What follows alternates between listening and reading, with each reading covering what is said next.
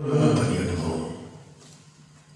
கர்த்தர் நமக்கு தந்த புதிய ஓய்வு நாளைக்காக அவருடைய சமூகத்திலே நாம் உண்டாக கூடி வந்து அவருடைய பாதத்தில் அமர்ந்து அவரை துதித்து ஆராதிக்க நமக்கு ஒரு ஆயுசு நாளை கூட தேவன் கூட்டி தந்திருக்கிறார்.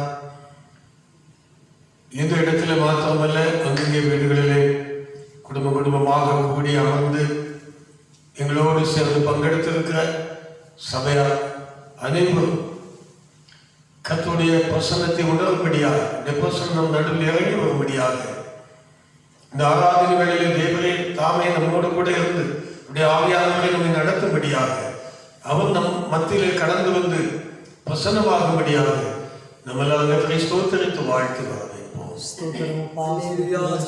எங்கள் கர்த்தராகிய இயேசுவே உமக்கு ஸ்தோத்திரம் ஸ்தோத்திரம் ஸ்தோத்திரம் ஸ்தோத்திரம். நன்றி அறிந்தவர்களோடு எங்கள் கர்த்தரை துதிக்கிறோம். இந்த பூமியிலே கர்த்தரை நாங்கள் துதிக்கிறோம், ஆராதிக்கிறோம். எங்களுக்கு ஒரு நல்ல புதிய நாளை, ஓய்வு நாளை சேர்ந்து தந்தையே உமக்கு ஸ்தோத்திரம் ஸ்தோத்திரம் ஸ்தோத்திரம் ஸ்தோத்திரம்.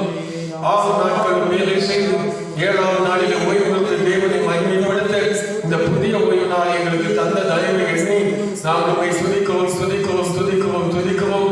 எங்களுக்கு தந்த ஆயுசு நாளுக்காக ஸ்தோத்திரம் ஸ்தோத்திரம் ஸ்தோத்திரம்.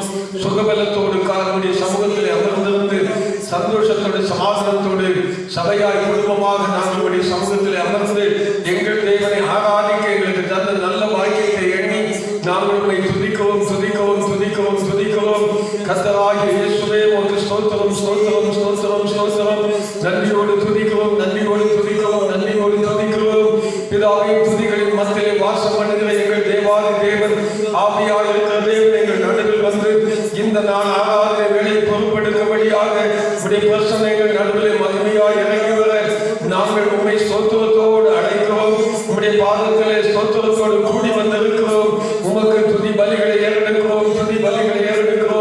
முதலாவது எங்களுடைய சரீரத்தை தகன பலியாக படைத்து எங்கள் முதட்டின் காணியாகிய ஸ்தோத்திர பலிகளை கொண்டு மகிமைப்படுத்தி கனம் பண்ணி எங்கள் ராஜாவை வாழ்த்தி கர்த்தரை துதித்து எங்கள் நடுவிலே வரவேற்கிறோம். ஸ்தோத்திரம். நீர் வந்து எங்களை நடத்த வேண்டும் அப்பா. இந்த ஆராதனை வேலை எங்களுக்கு ஆசீர்வதித்து தர நீர் எங்கள் நடுவில் கடந்து வரும்படியாக நாங்கள் உண்மை ஸ்தோத்திரத்தோடு அழைக்கிறோம். ஸ்தோத்திரம். நன்றியோடு துதிக்கிறோம்.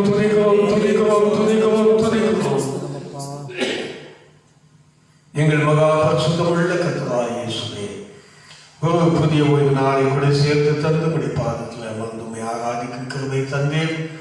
இந்த வேளையிலும் பரிசுத்த ஆவியானவர்கள் நடுவில் வந்திருக்கிறேன். துதிகளின் மத்தியிலே வாசம் பண்ணுகிறவர் எங்கள் நடுவில் இருக்கிறபடினால் நாங்கள் உண்மை ஸ்தோத்திரத்தோடு உடைய பாதபடியில் விழுந்து முத்தமிட்டு வாழ்த்தி நாங்கள் வரவேற்கிறோம். ஆவியானவர் இந்த ஆராதனை பொருட்படுத்திக் கொள்ளும். தொடக்கம் முதல் கடைசி வரையிலும் உமக்கு சித்தமானபடி மிக பிரியமான ஆராதனை செய்ய எங்களை ஆயத்தப்படுத்துவீராக. குறைகள், குற்றங்கள், பாவங்கள் எதுவாக இருந்தாலும் ஒரு விசையோடு உடைய ரத்தத்தினால் எங்களை கழுவி சுத்திகரித்து தேவ ஆவினால் எங்கள் பாத்திரங்களை நிரம்பி வெளியே செய்தவர்களும், எங்கள் தலையை புது எண்ணெயினால் அபிஷேகம் பண்ணி எங்கள் பாத்திரத்தை நிரம்பி வெளியே செய்தவர்களும், பாத்திரம் நிரம்பி வழிந்து நாங்கள் ஆராதிக்க உதவி செய்தவர்களும், மனமகிழ்ச்சியோடு ஆராதிக்க கிருபை தாரும். தேவனையை மகிமைப்படுவதாக. இந்த நாளில் அங்கங்கே குடும்பமாய் அமர்ந்து ஆராதித்துக் கொண்டிருக்க எல்லாரும் மத்தியிலேயும் ஆவியானவர் அசைவாடி கொண்டிருப்பதாக. இந்த பிரசன்னம் மகிமையோடு இறங்கி தங்கட்டும். எல்லா குடும்பத்திலும் இந்த பிரசன்னம் தங்கி இருக்கட்டும். இந்த கர்த்தருடைய காலத்திலே எங்கள் தாழ்த்தி அர்ப்பணிக்கவும் மீது உள்ள நேரத்தை பொருட்படுத்த நடத்தி தருவதாக. எல்லா துதியும் கனமும் மகிமை கர்த்தருக்கே செலுத்துகிறோம்.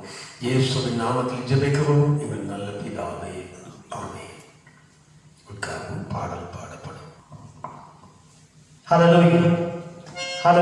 முதலாவது பாடலாக ஆராதனை துதி ஆராதனை காலையிலும் மாலையிலும் ஆராதனை அப்பாவுக்கு என்று சொல்லி ஒரு நாமத்தை மகிமைப்படுத்தும் விதமாக நீங்கள் இருக்கிற இடங்களிலே என்னோடு கூட சேர்ந்து கர்த்தருடைய நாமத்தை மகிமைப்படுத்தும் விதமாக ஆராதனை துதி ஆராதனை காலையிலும் மாலையிலும் ஆராதனை அப்பாவுக்கு என்ற பாடலை ஒரு மனதாக பாடலாமா?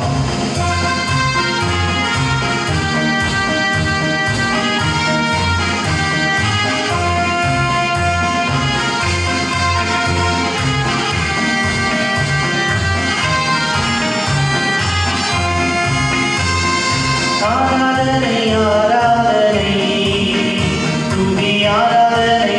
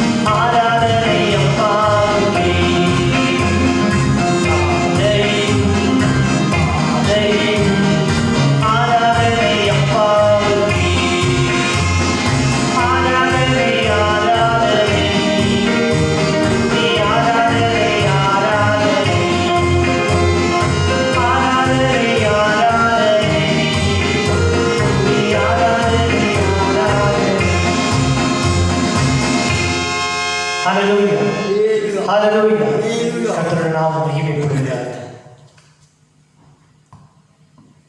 அடுத்த பாடலாக இருள் சூழும் காலம் இனி வருதே அருளுள்ள நாட்களை பயன்படுத்தும் திறவுள்ள வாசல் அடைபடுமும் நொறுக்குள்ள மனதாய் முன் செல்வோர் யார் என்ற பாடல் என்னோடு கூட சேர்ந்து கடவுள் நாமத்தை மகிமைப்படுத்தும் விதமாக உற்சாகமாக பாடலாமா? இருள் சூழும் காலம் இனி வருதே அருளுள்ள நாட்களை பயன்படுத்தும் திறவுள்ள வாசல் அடைபடுமும் நொறுக்குள்ள மனதாய் முன் செல்வோர் யார் என்னோடு சேர்ந்து பாடலாமா?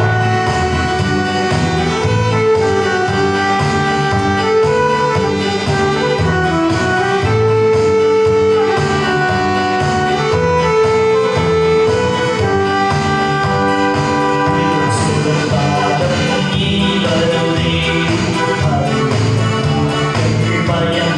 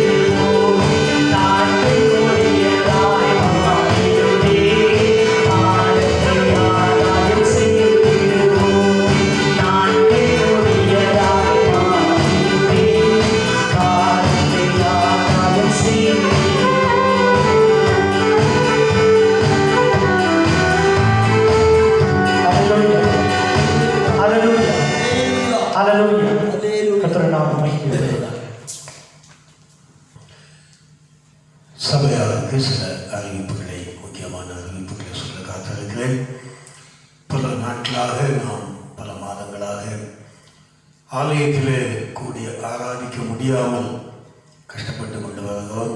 ஆனாலும் வருகிற நாட்களிலே அரசாங்கத்தினுடைய கட்டுப்பாடுகளை நாம் ஏற்றுக்கொண்டு அதற்கிணங்க ஆராதனை நடத்த நாம் ஏற்பாடுகளை செய்து கொண்டிருக்கிறோம்.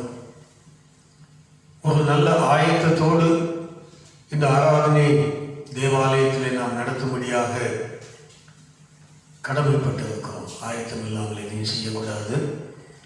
ஆக வருகின்ற 1ஆம் தேதி செப்டம்பர் 9ஆம் மாதம் 1ஆம் தேதி செவ்வாய்க்கிழமை காலை 10 மணி முதல் ஒரு உபவாச கூடுகையை நாம் ஏற்படுத்தி இருக்கிறோம். அந்த நாளிலே வீட்டிலே இருக்கிறவர்கள் கடந்து வந்து ஆலயத்திலே எங்களோடு சேர்ந்து அந்த உபவாச கூட்டத்திலே கலந்து கொண்டு செப்டம்பர் வருகின்ற மாதம் முதல் வாரத்திலிருந்து ஆராதனை ஒழுங்குகள் செய்ய அதற்கென்று ஜெபித்து ஆயத்தப்பட 1ஆம் தேதி அன்று உபவாச கூட்டத்தை ஒழுங்கு செய்திருக்கிறோம். சபையால் அதிகமாக கவனிக்க வேண்டும். 65 வயதுக்கு மேற்பட்டவர்கள் வர வேண்டாம். 10 வயதுக்கு கீழான குழந்தைகளையும் கொண்டு வரக்கூடாது. கட்டாயமாக இது ரெண்டையும் கவனிக்கணும். மாஸ்க் எல்லாரும் கொண்டு வர வேண்டும். மாஸ்க் தடுத்திருக்க வேண்டும். மற்றவைகள் எல்லாம் இங்கே வந்த பிற்பாடு உங்களுக்கு தெரிவிக்கப்படும். 1ஆம் தேதி வரும்போதே இந்த ஒழுங்குகளோடு தான் நீங்கள் வர வேண்டும். மறந்துவிடக்கூடாது. வருகின்ற செப்டம்பர் 1ஆம் தேதி செவ்வாய்க்கிழமை காலை 10 மணிக்கு ஆயத்த உபவாச கூட்டம் ஒழுங்கு செய்திருக்கிறோம். வீடுகளிலே இருக்கிறவர்கள் வந்தால் போதும். 65 வயதுக்கு மேற்பட்டவர்கள் வரக்கூடாது. 10 வயதுக்கு கீழான பிள்ளைகளும் வரக்கூடாது. மனதில் வைத்துக் கொள்ள வேண்டும். மாஸ்க் கொண்டு வர தனித்திருக்க வேண்டும். அதற்கான ஒழுங்குகளோடு நாம் அதை செய்யலாம். அதற்கு பிற்பாடு அந்த வாரத்தில் முதல் வாரமாகிய 6ஆம் தேதியிலிருந்து 9ஆம் மாதம் அல்ல செப்டம்பர் மாதம் 6ஆம் தேதியிலிருந்து நாம் ஆராதனை ஒழுங்குகள் செய்ய இருக்கிறோம். அதில் காலை ஆராதனை 6 மணிக்கு வழக்கம் போல நடைபெறும். அதிலேயும் 65 வயதுக்கு மேற்பட்டவர்கள் கலந்து கொள்ளக்கூடாது. ஒருவேளை காய்ச்சல், சளி இப்படிப்பட்ட உபத்திரவங்கள் இருந்தாலும் நீங்கள் வர வேண்டாம். காரணம், உங்களுக்கு அந்த மீட்டரை வைத்து ஸ்கேன் பண்ணும்போது அதை நாங்கள் ரெஜிஸ்டரில் எழுத வேண்டும். அப்பொழுது அது உங்களுக்கு பாதகமாகிவிடும். மொத்தத்திலும் நம்முடைய ஆராதனைக்கு பாதகமாகிவிடும். அதை அரசாங்கத்தார் கணக்கில் எடுத்து விடுவார்கள். சாதாரண காய்ச்சலோ சாதாரண சளியோ இருந்தால் கூட அவர்கள் அதை மெடிக்கல் செக்கப்புக்கு அனுப்பி விடுவார்கள். ஆகவே உங்களுக்கு இந்த சளி தொல்லையோ அல்லது காய்ச்சலோ தலைவலியோ இருந்தால் அந்த நாளிலே நீங்கள் வந்து பங்கு பெற வேண்டாம். அதோடு கூட சிறு பிள்ளைகளும் வரக்கூடாது. 10 வயதுக்கு கீழே உள்ள பிள்ளைகள் வரக்கூடாது. கவனமாக இருக்கணும். மாஸ்க் தரித்து வர வேண்டும். மற்றபடி ஆகாரம் கொடுக்க முடியாது. ஆலயத்தில் ஆராதனை நாட்களில் வெளியில் வந்து வரவங்களுக்கு ஆகாரம் கொடுப்போம். 1-2 வாரங்கள் கடந்து போன பிற்பாடு நிலைமை எப்படி இருக்கிறது என்று பார்த்து நாம் இந்த ஒழுங்குகளை செய்யலாம். ஆகவே கடந்து வருகிறவர்கள் அதற்கான ஒழுங்குகளை செய்து கொண்டு வர வேண்டும். மாத்திரமல்ல, காலை ஆராதனை 6 மணிக்கு இருக்கும். அதில் இந்த 3ஆம் பகுதியில் உள்ளவர்கள் கலந்து கொள்வார்கள். 9 மணிக்கு ஒரு ஆராதனை இருக்கும். 9 மணியிலிருந்து 11 மணி வரைக்கும் ஒரு ஆராதனை இருக்கும். அந்த 9 மணி முதல் 11 மணி வரை உள்ள ஆராதனையில் எஸ்டேட் பகுதியிலிருந்து வருகிறவர்கள் கூடுமான வகையிலும் அனைவரும் கலந்து கொண்டீர்களானால் உங்களுக்கு அது பிரயோஜனமாக இருக்கும். வந்து நீங்கள் மறுபடி கடந்து போவதற்கு பிரயோஜனமாக இருக்கும். 9 மணி முதல் 11 மணி வரைக்கும். அடுத்த ஆராதனை 11:30 மணிக்கு தொடங்கும். 11:30 மணிக்கு தொடங்கி 1 மணிக்கு முடிக்கப்படும். அதிலே கலந்து கொள்ளுவர்கள் கலந்து கொள்ளலாம். 9 மணி ஆராதனை கலந்து கொண்டவர்கள் அதிலே கலந்து கொள்ள முடியாது. காரணம், ஒரு ஆராதனையில் 30-35 பேருக்கு மேல் நாம் இருக்க முடியாது. அந்த அகலமெல்லாம் வைத்து தான் நாம் ஆராதிக்க முடியும். ஆகவே கூடுமான வரையில் காலை ஆராதனை கிட்டத்தட்ட 40 பேர் வந்து விடுவார்கள். 2வது ஆராதனை 9 மணிக்கு ஆரம்பிக்கப்படும். கூடி போனால் 40 ஆட்கள் நாம் உட்கார்ந்து ஆராதிக்கலாம். அதுக்கப்புறமும் 40 ஆட்கள் உட்கார்ந்து ஆராதிக்கலாம். ஆகவே வெளியிலிருந்து வருகிறோம் உங்களுடைய சௌகரியத்தை பொறுத்து 9 மணி ஆராதனைக்கு நீங்கள் பங்கு வரலாம். அல்லது 11:30 மணிக்கு உங்களுக்கு வருவது வசதியாக இருக்குமானால் அதை தெரிவிக்க வேண்டும் எங்களுக்கு. அதை அனுசரித்து இங்கே உள்ளவர்களை நாம் வரவழைத்துக் கொள்ளலாம். இல்லாவிட்டால் எல்லாரும் மொத்தமாக வந்து வைங்க கஷ்டமாக இருக்கும். ஆகவே நான் உங்களுக்கு எல்லாருக்கும் தனித்தனியாக ஃபோன் பண்ணுவேன். அந்த ஃபோன் பண்ணுற சமயத்தில் உங்களுடைய சௌகரியங்களை எங்களுக்கு சொல்ல வேண்டும். அதை வைத்து இங்கே ஆராதனைக்கு வருகிற மக்களுடைய ஒழுங்குகள் செய்யப்படும்.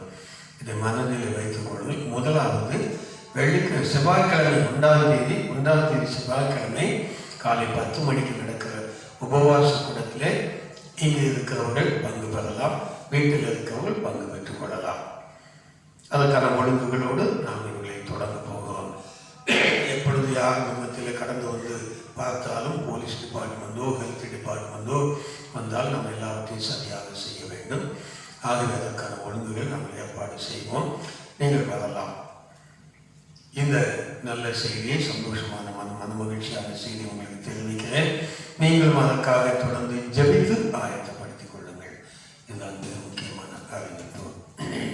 இப்பொழுது தொடர்ந்து நாம் ஆராதனைக்குள்ளாய் கடந்து போகிறோம். ஆராதனைக்கு முன்பதாக ஒரு சங்கீத பகுதியை நாம் வாசிக்கலாம். சங்கீதம் 21 வாசிக்கிறேன். கர்த்தாவே, உம்முடைய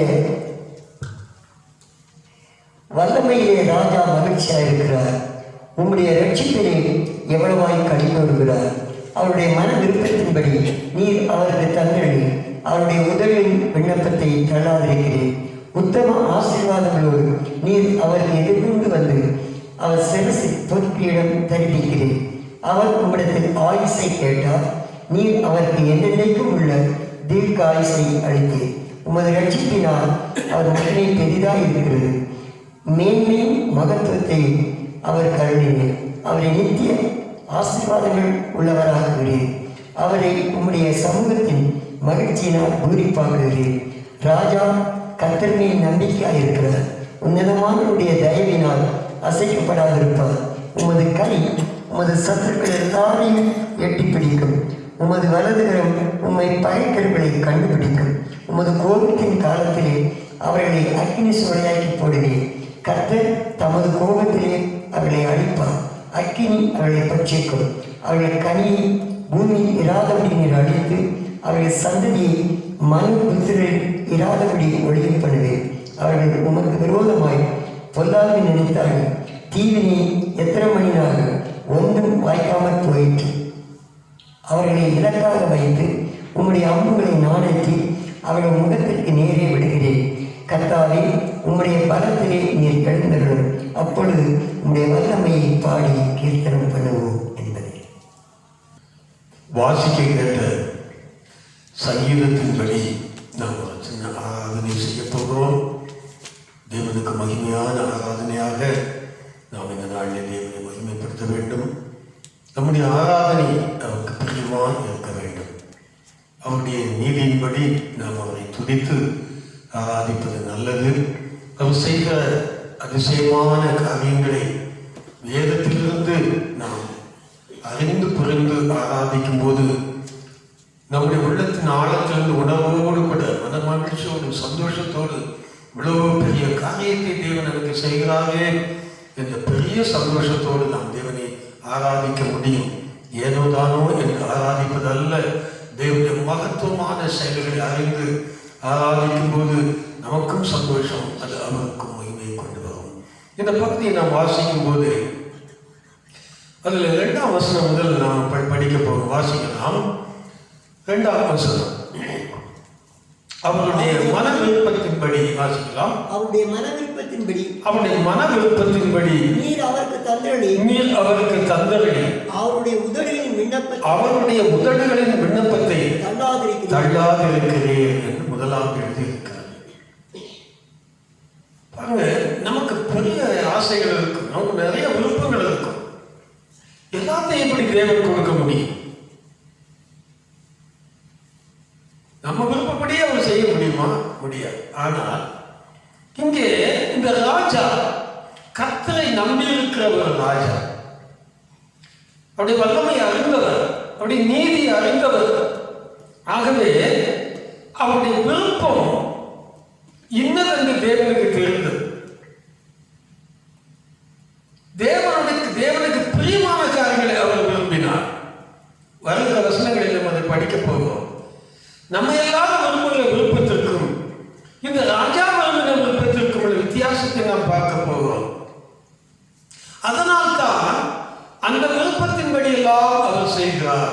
நாமும் தேவனுக்கு பிரியமானது இன்னதென்று அறிந்து, நன்மையானது இன்னதென்று அறிந்து நம்முடைய விருப்பத்தை தேவனுக்கு தெரியப்படுத்தும் போது தேவனுக்கு அது பிரியமாய் இருக்கிறபடினால்தான் அதை அருள் செய்கிறார்.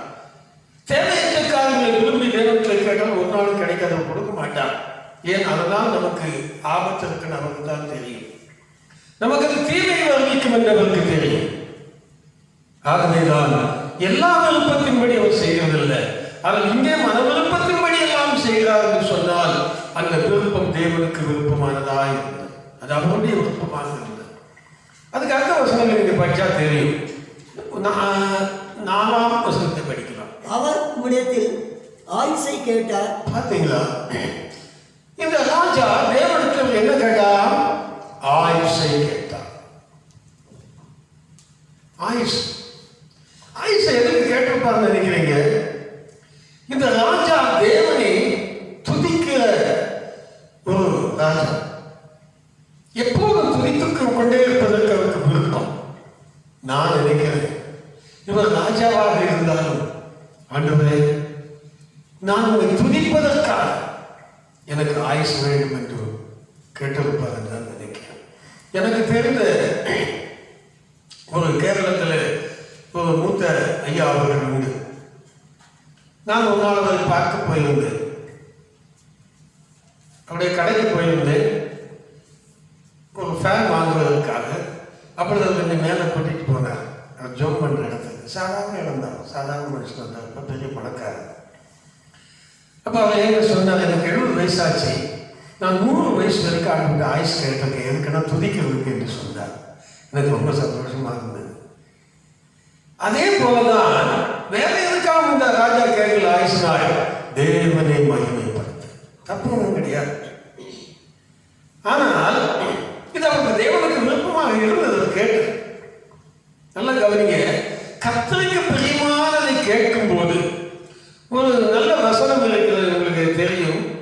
எபேசியர் கலைஞர் நிருபம் 3ஆம் அதிகாரம் 20-21 வசனங்களை படிக்கலாம்.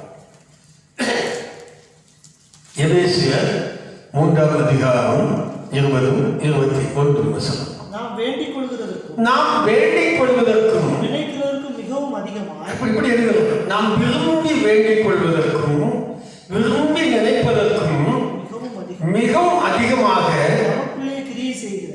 நமக்குள்ளே கிரியை செய்கிற வல்லமையின்படியே, அவருக்குள்ளே கிரியை செய்கிற வல்லமையின்படியே, நல்ல தமக்குள்ளே, நமக்குள்ளே இல்லை, அவருக்குள்ளே கிரியை செய்கிற வல்லமையின்படியே நமக்கு செய்ய வல்லவராகி அவருக்கு சபையிலே கிறிஸ்து இயேசுவின் மூலமாய் தலைமுறைக்கும் மகிமை, சதா காலங்கள் சபை அவரை மகிமைப்படுத்த வேண்டும்.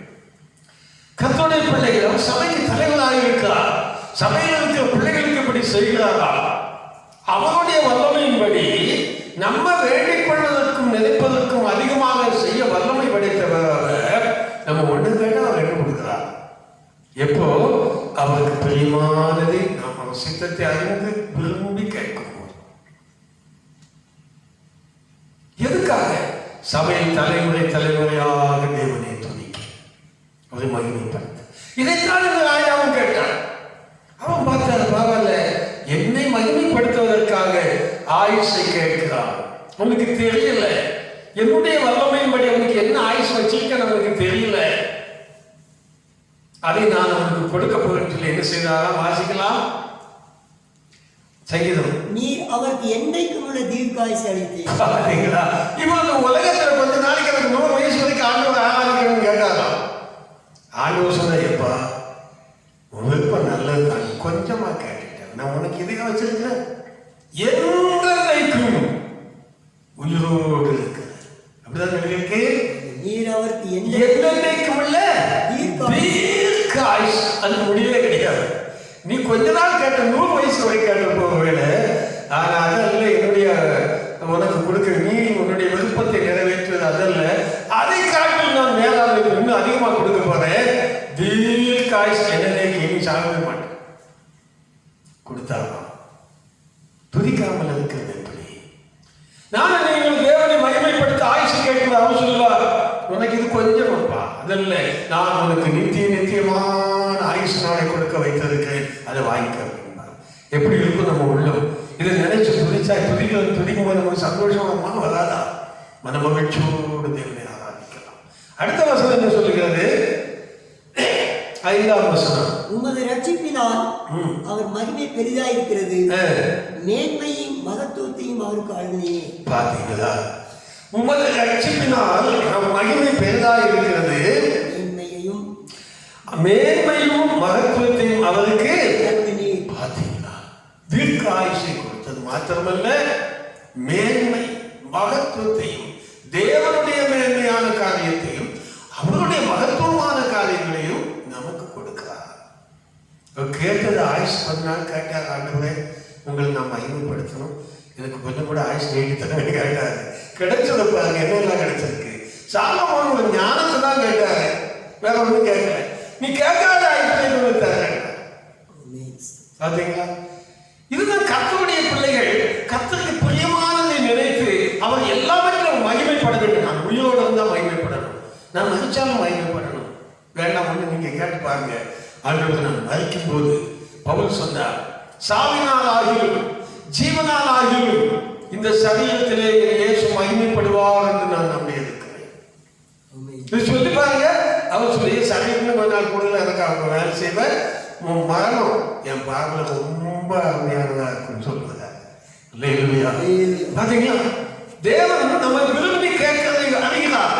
இவன் சரியா தான் கேட்கிறான், அதனால இவன் கேட்காத சேர்த்து கொடுக்கணும்னு சொல்லி என்ன செய்தாரா?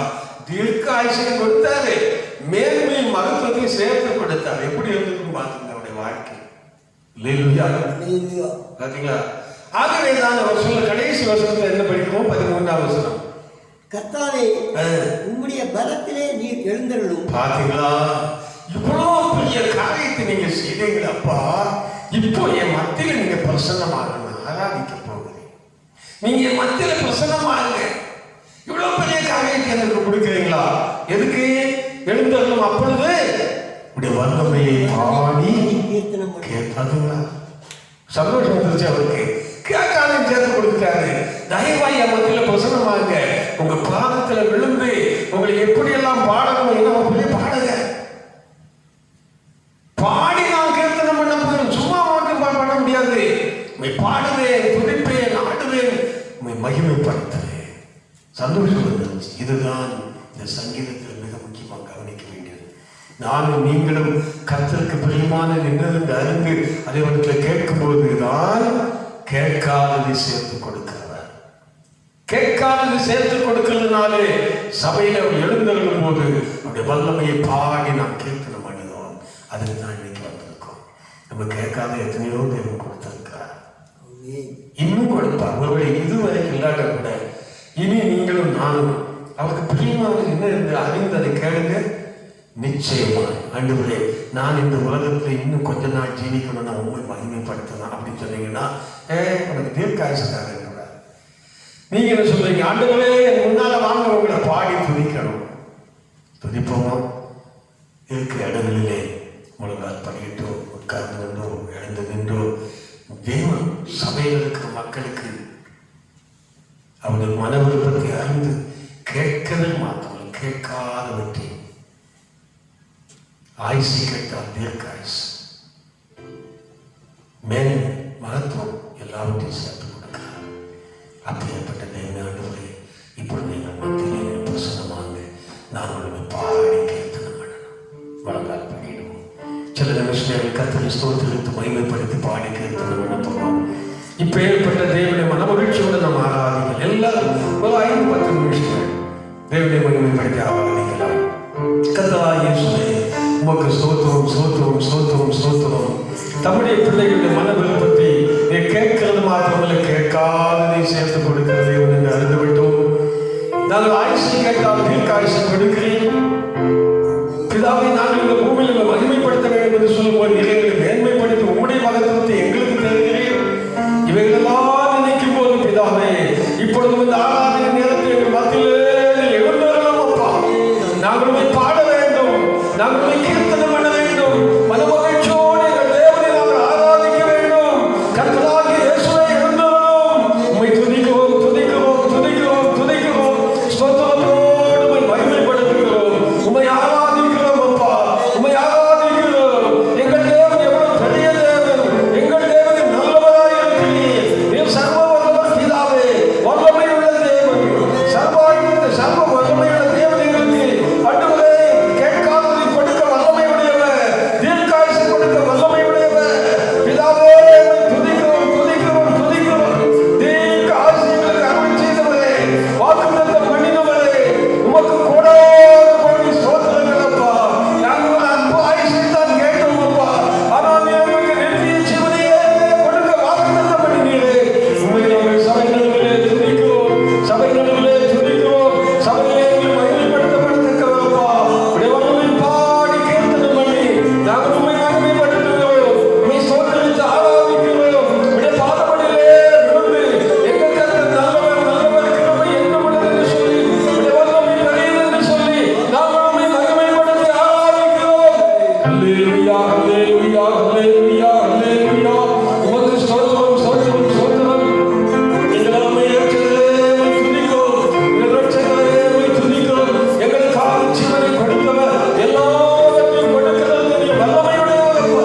உமக்கு ஸ்தோத்திரம். எங்களுக்கு நித்திய நீடித்த நாட்களை கொடுத்து தீர்க்காயுசை கொடுத்து நீர் வல்லவராய் இருக்கிறபடியால் எங்கள் கர்த்தரை உயர்த்துகிறோம், உயர்த்துகிறோம், உயர்த்துகிறோம். எங்கள் மேன்மைப்படுத்த வல்லவர், எங்களுக்கு மகத்துவத்தை கொடுக்க வல்லவர், உம்முடைய மகிமை எங்களுக்கு தருவேன் என்று சொன்னவரே, இதை கொடுக்க வல்லவராய் இருக்கிறபடியால் உம்மை துதிக்கிறோம். அல்லேலூயா, அல்லேலூயா, அல்லேலூயா. பிதாவே, உமக்கு காத்த இம்மானுவேலே, பிதாவே, எங்களோடு கூட நீங்கள் நடத்தினவரே, நாங்கள் வேண்டிக் கொள்வதற்கு நினைப்பதற்கும் அதிகமான காரியங்களை செய்திருக்கிறீரே. இவைகளெல்லாம் நினைத்து நினைத்து உம்மை துதிக்கிறோம். உடைய பாதபடியிலே விழுந்து உம்மை ஸ்தோத்திரித்து ஆராதிக்கிறோம். ஸ்தோத்திரம், ஸ்தோத்திரம், ஸ்தோத்திரம், ஸ்தோத்திரம். உடைய வல்லமையை பாடுவோம், வல்லமையை பாடி நாம் துதித்து ஆராதிக்க போகிறோம். சங்கீதக்காரனை போல அப்பொழுது உம்முடைய வல்லமையை பாடி கீர்த்தனம் பண்ணுவோம் என்று நாங்கள் வேதத்தில் எழுதியிருக்கிறபடியே ஆண்டவரே, நாங்கள் உம்முடைய வல்லமையை பாடி நாங்கள் ஆராதிக்கிறோம், நீங்க மகிமைப்பட வேண்டும் என்று சொல்லி கீர்த்தனம் பண்ணுவோம், கீர்த்தனம் பண்ணுவோம்.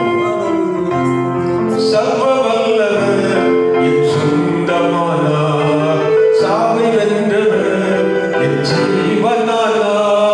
சர்வ வல்லவர் என் எஜமானன், சாவை வென்றவர் என் மணவாளன். ஆஹா, இது அதிசயம்தானே, ஓ ஓ, ஓ, இது உண்மைதானே. ஆஹா, இது அதிசயம்தானே, ஓ ஓ, ஓ, இது உண்மைதானே.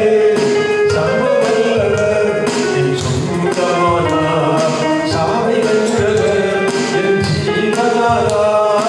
சர்வ வல்லவர் என் எஜமானன், சாவை வென்றவர்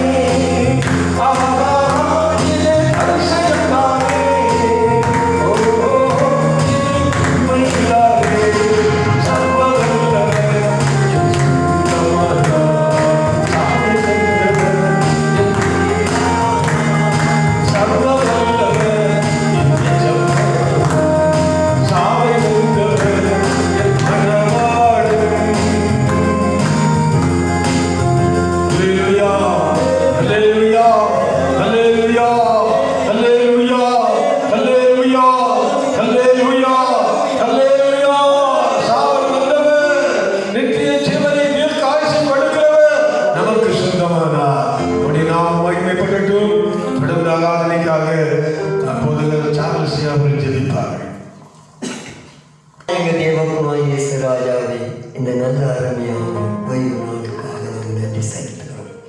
பரிசுத்த பிதாவே, தெய்வமே, உம்முடைய கரத்திலே இந்த ஆராதனை ஒப்பு கொடுத்திருக்கிறோம். ஆண்டவரே, அன்புள்ள தகப்பனே, இந்த ஆராதனை நீர் மகிமைப்பட வேண்டும் என்பதுதான் எங்களுடைய விருப்பமானது. இயேசப்பா, நீ ஜீவனுள்ள ஒரு தெய்வம், சர்வ வல்லவர் தகப்பனே. ஆனால் உம்முடைய நாமம் மாத்திரமே மகிமைப்பட வேண்டும். எங்களுக்கு அல்ல கர்த்தாவே, எங்களுக்கு அல்ல. உம்முடைய நாமத்துக்கு நீர் மகிமை வரப்படும் என்று வேதத்தில் எழுதப்பட்டதுக்காக ஸ்தோத்திரமாக. ஆனால் உம்முடைய நாமம் மாத்திரம் இந்த ஆராதனை மகிமைப்பட வேண்டும். எல்லாவற்றையும் பார்க்கிறோம், நீர் உம்முடைய வார்த்தையை மகிமைப்படுத்தி வைத்திருக்கிறது வேதத்தில் எழுதப்பட்டிருக்கிறது.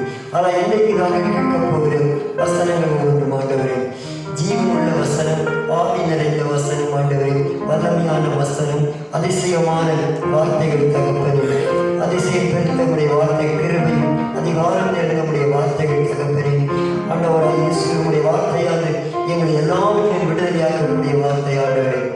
ஆண்டவராய் இயேசு கிறிஸ்து தானே எங்களுக்கு அப்படிப்பட்ட வார்த்தைகளை வைத்திருக்கிறோம். அந்த வார்த்தைகளை கேட்கும்போது எங்கள் உள்ளங்களை எல்லாம் கர்த்தாவே ஆண்டவரே, எல்லாவற்றிலிருந்து கர்த்த விடுதலையாகி எவைகளிலே கர்த்தாவே கட்டப்பட்டிருக்கிறதோ அவைகளெல்லாம் கட்ட அவிழ்க்கப்பட்ட ஆண்டவர் எங்கள் நிலையை விடுதலையோடு சுரமாய் இந்த வார்த்தைகளை கேட்டு சந்தோஷத்தோடு தாவீது சந்தோஷத்தோடு கூட ஜீவனுள்ள மட்டும் நான் உண்மை துதிப்பேன் என்று சொன்னபடியே கர்த்தார் நாங்கள் எல்லாவற்றையும் கர்த்தார் உண்மை மகிமைப்படுத்தக்கூடிய பிள்ளையாக இருக்கத்தக்கதாக நீங்கள் உதவி செய்ய வார்த்தையை கொடுக்கும் அருமையான போதனை கர்த்தர் ஆசீர்வதிப்பீரால் அந்த வார்த்தை பரிசுத்த ஆவியானவரால் வரக்கூடிய வார்த்தை இருக்கிறபடினால் நாங்கள் எல்லா முன்பதாக தகப்பனே ஆண்டவரை பணிந்து எங்களுக்கு உதவி செய்யும் ஆசீர்வதியும் பொருட்படுத்திக் கொண்டு தொடக்கம் முதல் முடிவரை கிருபை தங்கி இருப்பதால் இயேசு கிறிஸ்துவின் நாமத்தில் ஜெபிக்கிறோம் எங்கள் நல்ல பிதாவே.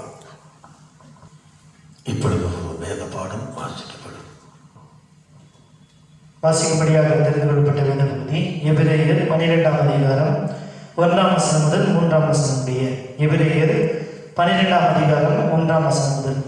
ஆகையால் மேகம் போன்ற இத்தனை திரளான சாட்சிகள் நம்மை சூழ்ந்து கொண்டிருக்க பாரமான யாவற்றையும் நம்மை சுற்றி நெருக்கி நிற்கிற பாவத்தையும் தள்ளிவிட்டு விசுவாசத்தை துவக்குவதும் முடிக்கிறதுமாய் இருக்கிற இயேசுவை நோக்கி நமக்கு நியமித்திருக்கிற ஓட்டத்தில் பொறுமையோடு ஓட கடவும். அவர் தமக்கு முன் வைத்திருந்த சந்தோஷத்தின் பொருட்டு அவமானத்தை எண்ணாமல் சிலுவையை சகித்து தேவனுடைய சிங்காசனத்தில் பரத்வாசத்தை பெற்றிருக்கிறார். ஆகையால் நீங்கள் இழைப்புள்ளவர்களாய் உங்கள் ஆத்துமாக்களில் சோர்ந்து போகாதபடிக்கு தமக்கு விரோதமாய் பாவிகளால் செய்யப்பட்ட இவ்விதமான விபரீதங்களை சகித்த அவரையே நினைத்துக் கொள்ளுங்கள் என்பதே.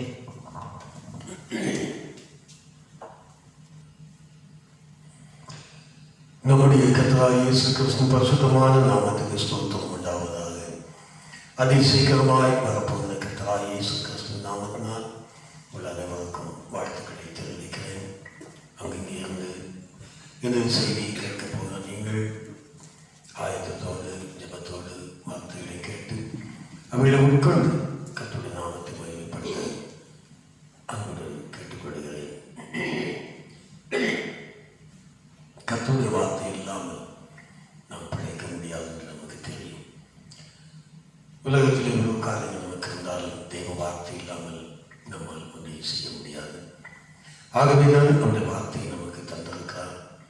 அவர் வார்த்தையாகவே இருக்கிறார். நமக்கு வார்த்தையை தந்திருக்கிறார் என்று சொன்னால் அவரையே நமக்கு கொடுத்திருக்கிறார் என்பதுதான் பொருள். ஆகவே அவரை தியானிப்பது அல்லது அவருடைய வார்த்தையை தியானிப்பது நமக்கு ஏற்றதும் இன்பமுமாய் இருக்கிறது, பிரயோஜனமாக இருக்கும். இந்த நாளிலும் சுருக்கமாக வாசித்த பகுதியிலிருந்து ஒரு சில காரியங்களை நாம் தியானித்து முடிக்க போகிறோம். இந்த காலம் கொடிய காலம், வேதனை நிறைந்த காலம், பாடுகள் நிறைந்த காலம், இனி வருகிற காலம் இதைவிட மோசமாக இருக்கலாம். ஆகவே நாம் எவ்வளவு காலம் இந்த பூமியில் இருக்க போகிறோமோ தெரியாது. இந்த உலகத்திலே ஜீவிக்கிற ஜீவிதம் தேவன் நமக்கு பந்தய சாலையில் ஓடுகிற ஒரு ஓட்டக்காரனை போல நமக்கு கொடுத்திருக்கிறதாக வேதத்தில் படிக்கிறோம். இந்த உலக ஜீவிதம் முடிவடையக்கூடிய எல்லாவற்றுக்கும் ஒரு லக்கு உண்டு. உலக ஜீவிதத்திற்கும் ஒரு லக்கு உண்டு, ஆவிக்குரிய ஜீவிதத்திற்கும் ஒரு லக்கு உண்டு. இந்த லக்கை அடைகிறவர் தான் வெற்றி உள்ளவர். உலகத்தில் ஒரு ஓட்ட ஓட்டப்பந்தயக்காரனை நீங்கள் எடுத்தால் சரியான சமயத்தில் முன் சென்று இந்த லக்கை எந்த மனுஷன் அடைகிறானோ அவன் சந்தோஷத்தை அனுபவிக்கிறான். இதே போலதான் ஆவிக்குரிய பிள்ளைகளாகிய நாமும் ஒரு ஆவிக்குரிய ஓட்டத்தில் இருக்கிறோம். ஆவிக்குரிய ஓட்டத்தை ஓடுகிறவர்கள் என்று நாம் அறிந்திருப்போமானால் நமக்கு ஒரு லக்கு இருக்கு. அந்த லக்கை நாம் அடைந்தால் மட்டுமே நாம் வெற்றி விட வேண்டும், இல்லாவிட்டால் தோற்று விடும். ஆகவே இந்த ஆவிக்குரிய ஜீவியமாகிய ஓட்டம், ஆவிக்குரிய ஊழிய பாதையின் ஓட்டம் எல்லாம் ஒரு ஓட்டம் தான். இந்த ஓட்டத்தை குறித்து சுருக்கமாக நான் உங்களுக்கு சில காரியங்களை கற்றுக் கொடுக்க நான் விரும்புகிறேன். அது நம்முடைய ஆவிக்குரிய ஓட்டத்துக்கு நல்லதாக இருக்கும் என்று விசுவாசிக்கிறேன். முதலாவதாக இங்கே சொல்லப்பட்டிருக்கிறதால வசனத்தை நாம் படிக்கும் வாசிக்கலாம். முதல் வசனம் 12ஆம் அதிகாரம் முதல் வசனம். ஆகையால் மேகம் போன்ற இத்தனை திரளான சாட்சிகள் நம்மை சூழ்ந்து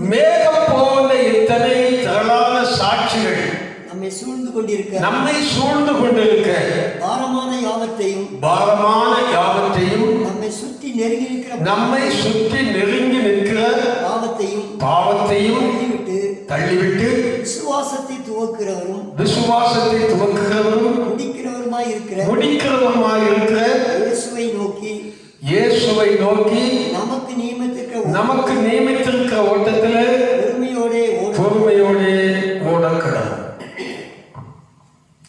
நம்முடைய ஆவிக்குரிய வாழ்க்கையை குறித்துதான் அப்போஸ்தலன் இப்படி எழுதி வைத்திருக்கிறார். இந்த ஆவிக்குரிய ஓட்டம் எல்லாரும் ஓடுவதை போல ஓடலாம், ஆனால் வெற்றியோடு முடிக்க முடியாது. தோல்வியோடு கூட ஒருவேளை லக்கை அடைந்திருக்கலாம். முதலாம் பரிசு, 2ஆம் பரிசு, 3ஆம் பரிசு கூட இருக்கும். 4ஆவதாக வர ஆளுக்கு லக்கை அடைந்தாலுமே பரிசு கிடையாது. நான் ஏன் இதை சொல்லுகிறேன் என்று சொன்னால், தோல்வியோடு லக்கை அடைந்து விடலாம், ஆனால் பரிசு கிடைக்காது. ஓட்டத்தில் இருக்கிறதான ரகசியங்களை நாம் படித்துக் கொள்ள வேண்டும். எல்லாரும் ஓடுவார்கள், ஆனால் லக்கை போது அடைந்திருப்பார்கள். ஓடினார்கள் 10 கல்விகள், 5 கல்விகள் ஓடி அவங்க உள்ள போயிட்டாங்க. மற்றவங்க போனாங்க, வாசல் வரைக்கும் போனாங்க. அது ஒரு லக்கு தான்.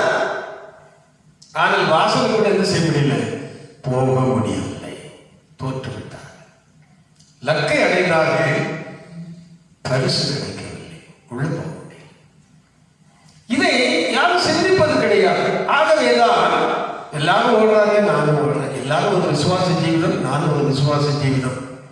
எல்லாரும் இயேசுவை ஆராதிக்கிறாங்க, நானும் இயேசுவை ஆராதிக்கிற ஒரு சபையில் இருக்கிறேன். என் வாழ்க்கை ஓடிக்கிட்டு இருக்கு. ஒரு நாள் சாமி என்னை தூக்கி பாட்டு பதிச்சுருவாரு, அல்லது விசுவாசிகள் எந்த பாட்டு பாடி போதைப்பாங்க. நிறைய பேருக்கு அங்கே ஒரு பெரிய சந்தோஷம், பெரிய கல்லறை தோட்டம், இவைகளை குறித்த ஒரு பெரிய அதான் லக்கு. கல்லறை நம்முடைய லக்கு, கல்லறை நம்முடைய லக்கு. அப்படின்னா இயேசு கல்லறைக்குள்ளே இருந்திருக்கணும். ஆகவே மக்கள் ஆவிக்குரிய ஜீவியத்தில் லக்கு, அது தேவனுடைய ராஜ்யம், தேவனுடைய ராஜ்யம். அதற்கு போகும்போதுதான் பரிசு அங்கே இருக்கும். அதை போய் அடையணும். தேவனுடைய ராஜ்யத்தை அடைந்தால் பரிசு அங்கே இருக்கும். ஆனால் அந்த ஓட்டத்துக்கு சில விதிகள் இருக்கு. இன்னைக்கு நம்முடைய ஆவிக்குரிய ஜீவியத்தில் அந்த விதிகளை நாம் பார்க்க போகிறோம். அந்த விதிகளின்படி நாம் ஓடும்போதுதான் லக்கை அடைந்து பரிசை பெற முடியும். இது படிக்கணும், வாசிக்கலாம். 1 கொரிந்தியர் 9ஆம் அதிகாரம் 22 பலவீனரை ஆதாயப்படுத்திக் கொள்ளும்படிக்கு பலவீனருக்கு பலவீனர் போலானேன். எப்படியாயும் சிலரை ரட்சிக்கும்படிக்கு நான் எல்லாருக்கும் எல்லாமானேன். சுவிசேஷத்தில் நான் உடன் பங்காளி ஆகும்படிக்கு அது நிமித்தமே இப்படி செய்கிறேன்.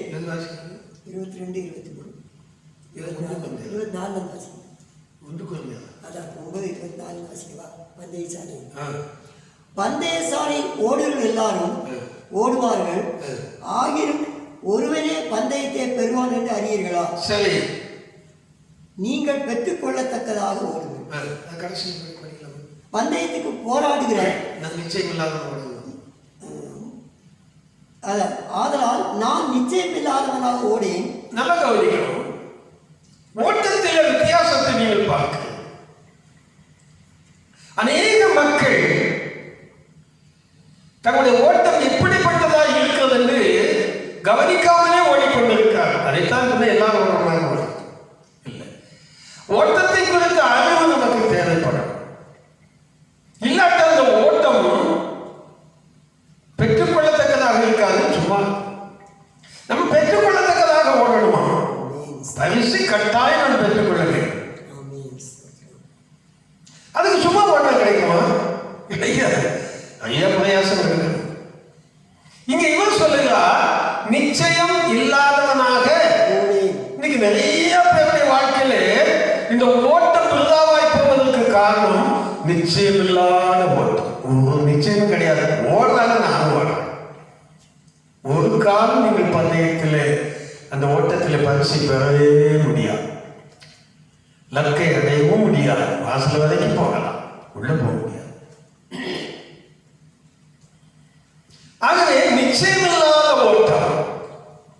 இன்னொரு வசனத்தை நீங்க படிக்கலாம். 2 தீமோத்தேயு 4ஆம் அதிகாரம் 7-8 வசனத்தை படிக்கலாம்.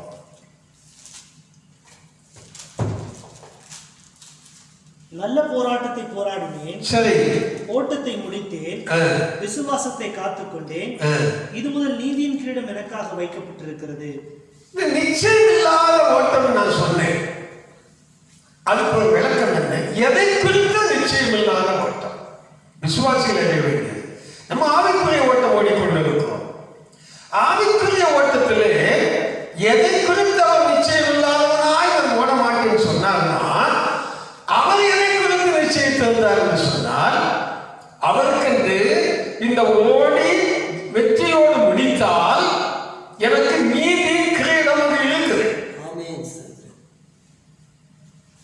அந்த நிச்சயத்தோடு தான் நான் ஓடுறேன். அந்த நிச்சயம் இல்லாமல் நான் ஓடல. அப்போ ஆவிக்குரிய பிள்ளைகள் இந்த நீதியின் கிரீடம் இருக்கிறது என்ற நிச்சயத்தோடு தான் என்ன செய்யணும்? ஓடணும். அப்ப அந்த பெரிய கிரீடம், ஏகப்பட்ட கிரீடம் தலையில் சூடப்பட போகிறது. இது ஓடி முடித்தால் தான், வெற்றியோடு முடித்தால் தான் முடியும். அதுதான் என்ன சொல்றாரு? முதல்ல 24 வசனமா? ஓட்டத்தை விசுவாசத்தை காத்துக்கொண்டு ஓட்டத்தை முடித்தே விசுவாசத்தை காத்து. நல்ல கவனிங்க. விசுவாசத்தை அல்லது விசுவாசித்து நிச்சயித்ததை கடைசி வரை காத்துக்கொண்டார். விசுவாசத்தில் ஒரு நிச்சயம், காணக்கூடாதை குறித்த ஒரு நிச்சயம் அங்க இருக்குது. அந்த நிச்சயத்தோடு தான் ஓடுனதுனால அவர் சொல்றார், ஓட்டத்தை நான் வெற்றியோடு முடித்து விட்டேன். வெற்றியோடு முடிக்காட்ட நீதிங்கிறது கிடைக்குன்னு சொல்ல முடியாதுல்ல. ஓட்டத்தை முடித்தேன் என்று சொன்னால் நான் வெற்றியோடு முடித்து விட்டேன். இதுவரை ஓடின ஓட்டம் எனக்கு வீண் ஆகல, எனக்கு ரெடியா இருக்குது, ஏன்னா பார்த்துட்டேன். ஆகவே நாம் ஓடுகிற ஓட்டம் எல்லாம் ஓடுற மாதிரி இல்லை. நீதியின் கிரீடம் எனக்கு இருக்கிறது என்று நிச்சயத்தோடு ஓட வேண்டும். இல்லாவிட்டால் வேஸ்ட் ஆகிப்போம். அதான் மற்றவங்க ஓடுற ஓட்டத்துக்கும் உண்மையான விசுவாசிகள் ஓடுற ஓட்டத்துக்கும் உள்ள வித்தியாசம். ஊழிய பாதையானாலும் சரி, விசுவாச பாதையானாலும் சரி, ஊழியர்களானாலும் விசுவாசிகளானாலும் யாரா இருந்தாலும் எல்லாருக்கும் ஒன்றுமல்ல. ஏன்னா பவுலே சொல்றாரு, இதை நிச்சயத்தோடு ஓடுங்க, என்ன மாதிரி ஓடுற எல்லாருக்கும் அது கிடைக்கும் என்று சொல்லுகிறார். எனக்கு மாத்திரம் நம்ம சொல்லல, எனக்கு மாத்திரம் அல்ல, எல்லாருக்கும். அப்ப எல்லாரும் நிச்சயத்தோடு தான் ஓடணும், நிச்சயம் இல்லாத ஓட்டம். இன்னொரு வசனத்தை படிங்க, எரேமியா தீர்க்கதரிசன புஸ்தகம் 2ஆம் அதிகாரம் 23ஆம் வசனம்.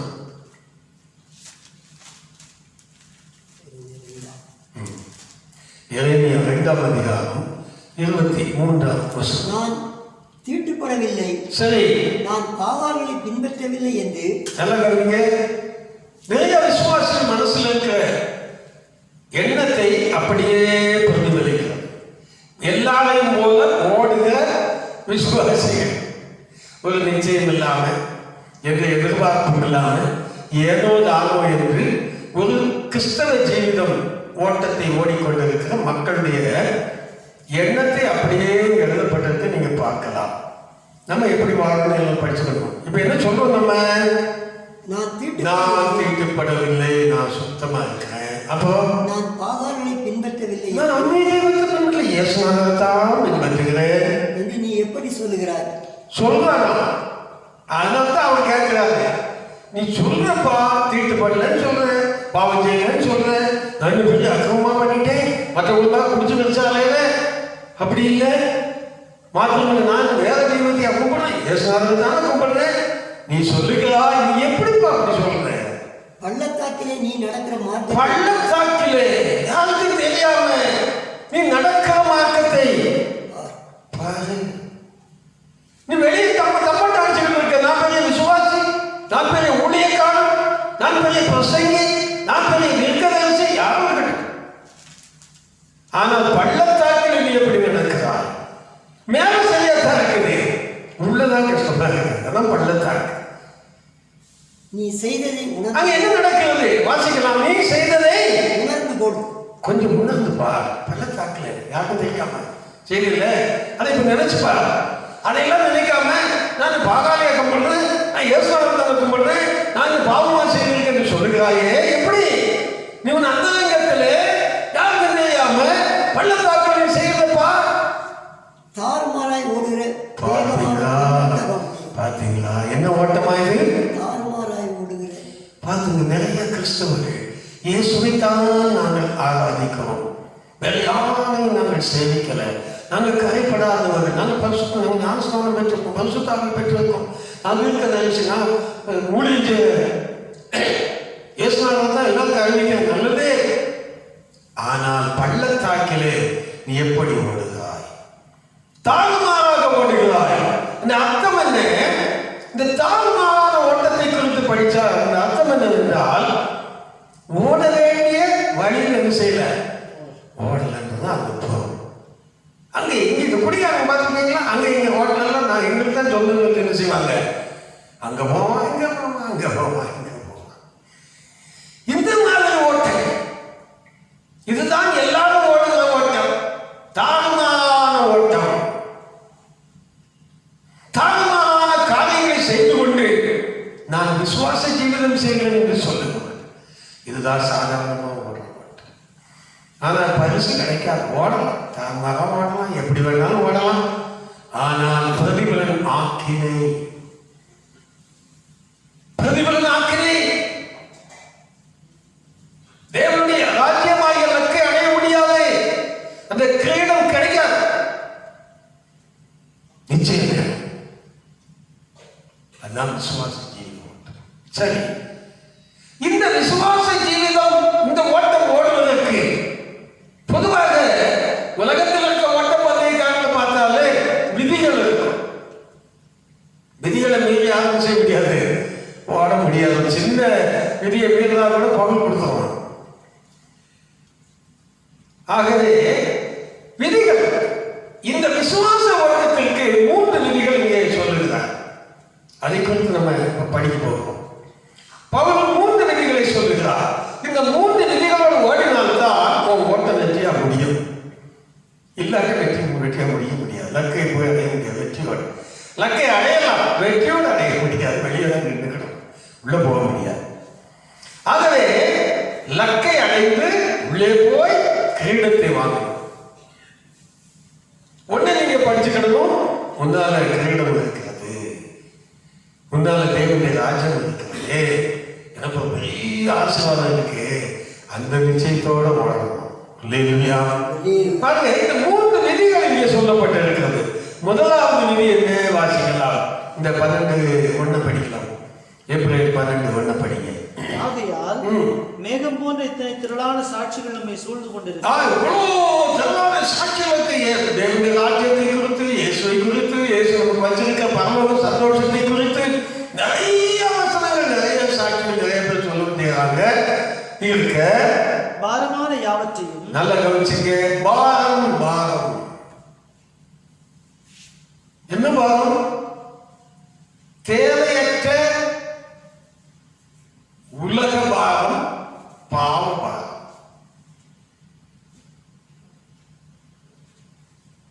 பாரம் 2 விதத்தில் இருக்கிறது.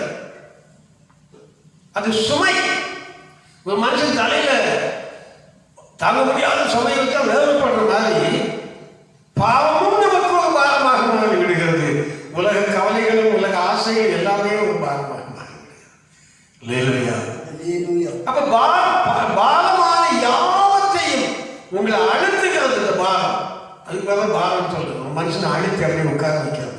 ஓடந்தான் இல்லையா? ரொம்ப பாரத்தை வச்சு ஓட முடியுமா? பார்த்தீங்கன்னா ஓட்டக்காரங்க கோட்டை சுட்டு ஓடுறாங்க. ஓட்ட பந்தயத்தில் ஓடினான். அவன் ஒரு நிக்கர் போட்டிருப்பான், ஒரு பனியன் போட்டிருப்பான், அதோட தான் ஓடுவாங்க. கோட்டை சுட்டு ஓட்ட போனா ஓட முடியாது, பாரம் உட்கார வச்சு. ஆகவே பாரமான யாவற்றையும் நம்மை சுற்றி நெருங்கி நிற்கிற பாவத்தையும் தள்ளிவிட்டு, இதை நீங்க கவனிக்கணும். இப்ப பாரத்தை கூட நம்ம விட்டுருவோம், பாரத்தை கூட நம்ம என்ன செய்வோம்? தள்ளிடுவோம். அந்த அர்த்தம் என்னன்னா, முதல் விதி ஓட்டத்தில் ஓடுவதற்கு, இந்த ஆவிக்குரிய ஜீவித்து ஓடுவதற்கு எவைகளை தள்ள வேண்டும் என்று வேதம் சொல்லுகிறதோ, எவைகளை முதலில் தள்ளிவிட்டு ஓட வேண்டும் என்று வேதம் சொல்லுகிறதோ, முதல்ல அதை தள்ள வேண்டியதை தள்ளணும். இல்லாம ஓட முடியாது. அதுக்கு முதல்ல சொல்லுகிறது பாரம், நம்மை அழுத்துகிற பாரம். அது உலக கவலையாக இருக்கலாம், பாவமா இருக்கலாம், எதுவும் இருக்கலாம். நம்ம தலைமையில் இருக்கிற பாவம் நல்லா கவனிக்கணும். 2 பாவத்தை குறித்து உங்களுக்கு சொல்ல போறேன். ஒன்று, நீங்க நானும் நீங்கள் செய்து கொண்டிருக்கிற பாவம், நானும் நீங்கள் அடைந்திருக்கிற உலக கவலை. தேவையானதுக்காக கவலைப்படலாம், தேவையற்றவர்களுக்காக கவலைப்படணும். அது நிறைய உங்களுக்கே தெரியும். எல்லாம் சொல்லி இதுக்காக கவலைப்பட்டு இருப்பாங்க அப்படிம்பாங்க. அதுதான் ஒரு பெரிய கவலையாக இருக்கும். ஒருத்தருக்கு சாராயம் கிடைக்கலாம், அவனுக்கு அதுதான் துக்கம். அவனால ஒண்ணுமே செய்ய முடியாது, குடிச்சு போனது அவனுக்கு அதான் பாரம். அந்த மாதிரி நிறைய காரியங்களுக்கு விசுவாசிகளுக்கு பாருங்கள், தேவையற்றவர்களுக்காக பாரம். தலைமையில வீட்டு வச்சுக்கணும். ஆண்டோட யாருன்னு கொடுத்தனாக்க கொடுக்க மாட்டாங்க. 2வது, தலைமையில இருக்கிற பாவம் என்கிற பாரம், அதையும் தள்ள. இங்கே ஒரு பாவம் சொல்லப்பட்டிருக்கிறது. இது தலைமையில இருக்கிறது இல்ல, சுத்தி இருக்கிறது. இந்த பாவம் என்ன பாவமா? நம்மை சுத்தி நெருங்கி இருக்கிற பாவத்தை. ஆமா, நம்ம வரல, தலைக்கு வரல, நெருங்கி நிற்கிறது. ஏற்கனவே பாவம் இருக்குது, தலையில பாவம் இருக்கு. இப்ப இந்த நெருங்கி நிற்கிறது சேர்த்து மேல வந்தா எப்படி இருக்கும்?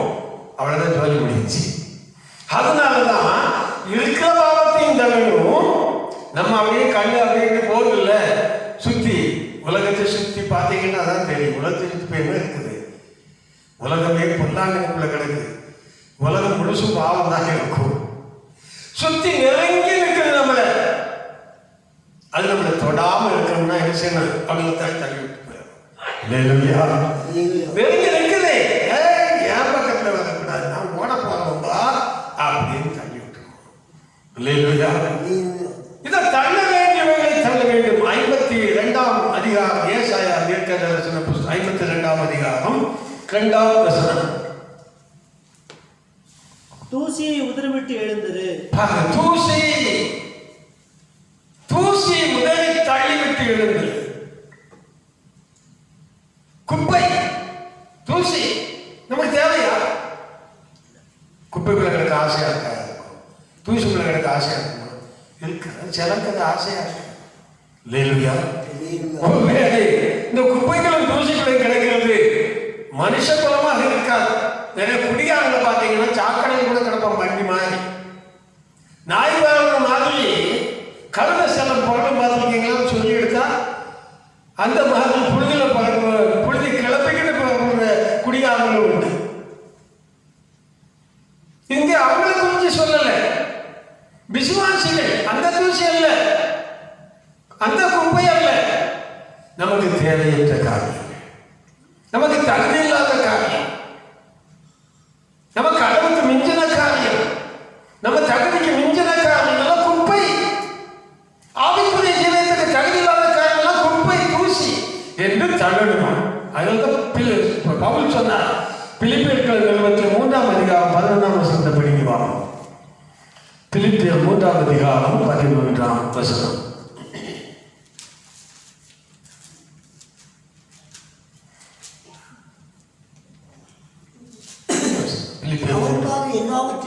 அவருக்காக எல்லாவற்றையும் நஷ்டம் என்று விட்டேன், குப்பையுமாக எண்ணினேன். நமக்கு தகுதி இல்லாத, தேவையில்லாத, தேவைக்கு மேலான, நம்மை ஒருவேளை தேவனை விட்டு பிரிக்கக்கூடிய, நம்முடைய ஓட்டத்தை சரியான விதத்தில் ஓட முடியாமல் நம்மை தடுக்கக்கூடிய, நிறுத்தி வைக்கக்கூடிய, ஓட்டத்தை தாழ்வாக்குகிற பல காரியங்கள் இடத்தில் இருக்கும். அவங்களுக்கு நிறைய இருந்தது. என்ன செய்தால் தெரியுமா? குப்பை என்று எண்ணினால் அதனால்தான் தள்ள முடியுது. நல்லதுன்னு நினைத்தீங்கன்னா தள்ள முடியாது. நம்ம பார்வைக்கு எல்லாம் எப்படிதான் இருக்கு. குப்பையெல்லாம் வாங்கி போட்டாலும் கூட என்ன செய்யுது நமக்கு? அது ரொம்ப நிறைய பேர் வாங்கி போட்டுக் கொள்ளுகிறார்கள். அது நல்லதுன்னு நினைக்கிறாங்க. ஆவிக்குரிய பிள்ளைகள் இதையெல்லாம் போட்டுலாம் ஒன்றும் ஓட முடியாது. போட்ல போய்கிட்டு இருக்கும்போது ஆளே வந்து அடியும். எத்தனையோ கிலோ தங்கம் போட்டோம்னா கடைசியில் போட்டுக்கு அவங்க தங்கத்தினால போட்டு கிலோ கணக்கான தங்கத்தினால நீந்தி கரையாக முடியல. நடந்த சம்பவம், சும்மா பொய்யாக இல்லை. நடந்த சம்பவம் பேப்பர்களில் வந்தது. அவ்வளவு சரீரம் முழுதும் தங்கத்தினால அவங்களுக்கு இஷ்டமானது. ஆனால் குப்பைன்னு நினைக்கல. அதை குப்பை நினைச்சிருந்தா அன்னைக்கு தூக்கி தொலை போட்டுப்பா, தப்பிச்சிருப்பாரு. பாருங்க, அது நல்லது என்று நினைத்தா தனக்கு ஏதோ பெரிய கிரீடம் கிடைச்சா நினைச்சாரு. அழிஞ்சு போகணும் பொண்ணு. வேதம் அப்படித்தான் சொல்லுது. பொண்ணை குறித்து வேதம் என்ன சொல்லுகிறது? அழிந்து போக பொன். அந்த அழிந்து போக பொண்ணை ஒரு மனுஷன் குப்பை நினைச்சா அவன் என்ன செய்வான்? ஐயோ தூக்கி தோறப்படும் நினைப்பான். இல்ல இல்ல, அதான் எனக்கு அழிச்சோட, அதான் எனக்கு கிரீடம் நினைச்சாலும் செய்வான். வாரி வாரி போனோம். ஒரு நாள் என்ன செய்வான்? காலை வாரி விட்டுரும். அப்படித்தான் அந்த ஆளை காலை வாரி விட்டுருச்சு. அல்லேலூயா. லக்கையை நோக்கி போக எடுத்துட்டு போகல, உள்ளே போயிட்டான். வேற இடத்துக்கு போயிட்டான். பாதாளத்துக்கு. அல்லேலூயா. அதில் ஆகவே குப்பை என்று எண்ண வேண்டும். எதை எண்ண வேண்டும்? நமக்கு தகுதி இல்லாத காரியம். விசுவாசி, நீ ஓடுகிற ஓட்டம் எங்கே ஓடிக்கொண்டிருக்கிறாய்? லக்கை நோக்கி ஓடி முடிக்கணுமே, வெற்றியோடு முடிக்கணுமே, கிரீடத்தை பெறணுமே. எதெல்லாம் உதவி தள்ளணுமோ அதை உதவி தள்ளிவிடு. பவுல் அதனால தான் என்ன செய்தாரு? லாபமா இருந்துச்சு, அவருக்கு எல்லாம் எக்கச்சக்கமா இருந்துச்சு, பெரிய பணக்கார. எல்லாத்தையும் நஷ்டமும் குப்பையுமா எண்ணினதினாலே அதை தள்ளிவிட்டார். அதான் ஓட்டத்தை நான் முடித்தேன் என்று சொல்லுங்க. ஜெயமாய் முடித்து விட்டேன். இல்லாட்டவரால் ஓடி முடித்திருக்க முடியாது. இடவெளியே போயிருக்கும் ஓட்டம். வாசிக்கலாம் அடுத்த பகுதி. 2வது விதி. முதல் விதி என்னது? தள்ள வேண்டியதை உதவி தள்ளணும். அப்பதான் ஓட முடியும். 2வது விதி வாசிக்கலாம். அதிலேயே உதவி தள்ளிவிட்டு சுற்றி நீங்க பாவத்தை தள்ளிவிட்டு விசுவாசத்தை துவக்குறவரும். நல்லா கவனிக்கணும். இப்போ ஓட்டத்தை ஸ்டார்ட் பண்றது யாரு? நம்முடைய ஆவிக்குரிய ஓட்டத்தை ஸ்டார்ட் பண்ணது அவன் ரட்சித்தாரு. ரட்சிப்பின் ஓட்டம் இது. ரட்சித்து ஒரு புதிய ஓட்டத்தை ஸ்டார்ட் பண்ணி விட்டுருக்காரு. பழைய ஓட்டம் இல்லை இது. பழைய ஓட்டத்தை நீங்க எப்படி வேணாலும் ஓடலாம், தாராளமாக கூட ஓடலாம், பிரச்சனை இல்லை. ரட்சிக்கப்பட்டவர்கள் ஒரு புதிய ஆவிக்குரிய ஓட்டத்துக்குள்ளே தேவன் ஸ்டார்ட் பண்ணி விடுகிறார். ரட்சித்து ஓடுங்கப்பா, நீங்க இனி போய் லக்கை போய் அடைந்து உங்களுக்கு நீரின் கிரீடம் இருக்கு, நீங்க அதை வாங்கிக்கிடணும். அதுக்கு தான் உங்களை ரட்சித்து இந்த பந்தய சாலை விட்டுருக்கம்பா, கவனமா ஓடுங்க. ஆனா ஒண்ணு நீங்க பயப்பட வேண்டாம். ஏன் பயப்பட வேண்டாம்? ரட்சித்த நான் உங்களுக்கு ஓட்டத்தை ஸ்டார்ட் பண்ண நான் நீங்க முடிக்கிற வரைக்கும் உங்க கூடயே இருப்பேன். அல்லேலூயா. அல்ல உங்களுக்கு முன்னாலேயே நான் போயிட்டு இருப்பேன், நீங்க பின்னால வந்தாலும் வந்து சேரலாம். அல்லேலூயா. வாசிங்க, ஓட்டத்தை துவக்கிறவரும் முடிக்கிறவருமா இருக்கிற இயேசு, விசுவாசத்தை துவக்க, விசுவாச ஓட்டத்தை நீங்க எடுத்துக்கல, விசுவாச ஓட்டத்தை துவக்கிறவரும் முடிக்கிறவருமா இருக்கிற இயேசுவை நோக்கி நல்லா கவனிங்க, இயேசுவை நோக்கி. இரண்டாவது விதி, வேற யாரையும் பார்த்து செய்யப்படாதான், ஓடக்கூடாது. அல்லேலூயா. உலகத்தை பார்த்து ஓடக்கூடாது, உலக மக்களை பார்த்து ஓடக்கூடாது. குப்பையெல்லாம் வாங்கி போட்டுப்போம், நீங்க எப்படி வாங்கி போட்டீங்க, ஓட முடியாது. அதனால இயேசு எப்படி ஓடுறாரு, முன்னால போயிட்டு இருக்காரு. அவர் எப்படி ஓடுறாரு, என்ன அந்தஸ்தோட ஓடுறாரு என்று பார்த்து அவர் மட்டும்தான் பார்த்து நீங்க ஓடணும். அல்லேலூயா. இதுதான் இரண்டாவது விதி. அக்கம் பக்கத்துல நீங்க பார்க்கறதுக்கு உங்களுக்கு அனுமதி இல்லை. வலது பக்கம் இடது பக்கம் சாயாதபடியே. விசுவாச ஓட்டத்துல வலது பக்கம் இடது பக்கம் சாதாரண ஓட்டத்திலே பார்க்க கூடாது. உலகத்துல நீங்க ஓட்டப்பட்டு போட்டு அங்கிட்டு பார்த்த ஓடி வருவீங்களா? லேசா நீங்க தலையை திருப்பி பாருங்க, அப்பவே ஓட்டம் அங்கே நிற்கும், இல்லை தாமதமாய் போகும். அதனால ஓடுறவங்களை பாருங்க, போவான், தாம் பிடிச்சிட்டு போடுவோம். பார்த்துருக்கீங்களா? ஆகவே யாரை பார்த்து ஓட வேண்டும்? முன்னாலே போகிற இயேசு. அப்போ இந்த இயேசுடைய ஏன் இயேசுவை பார்த்து சொல்றாருன்னா, இயேசு எதை பார்த்து ஓடுகிறார், அதான் ரொம்ப முக்கியம். அவர் எதை பார்த்து ஓடுறான்? வாசிங்களா? இல்லை இருக்கு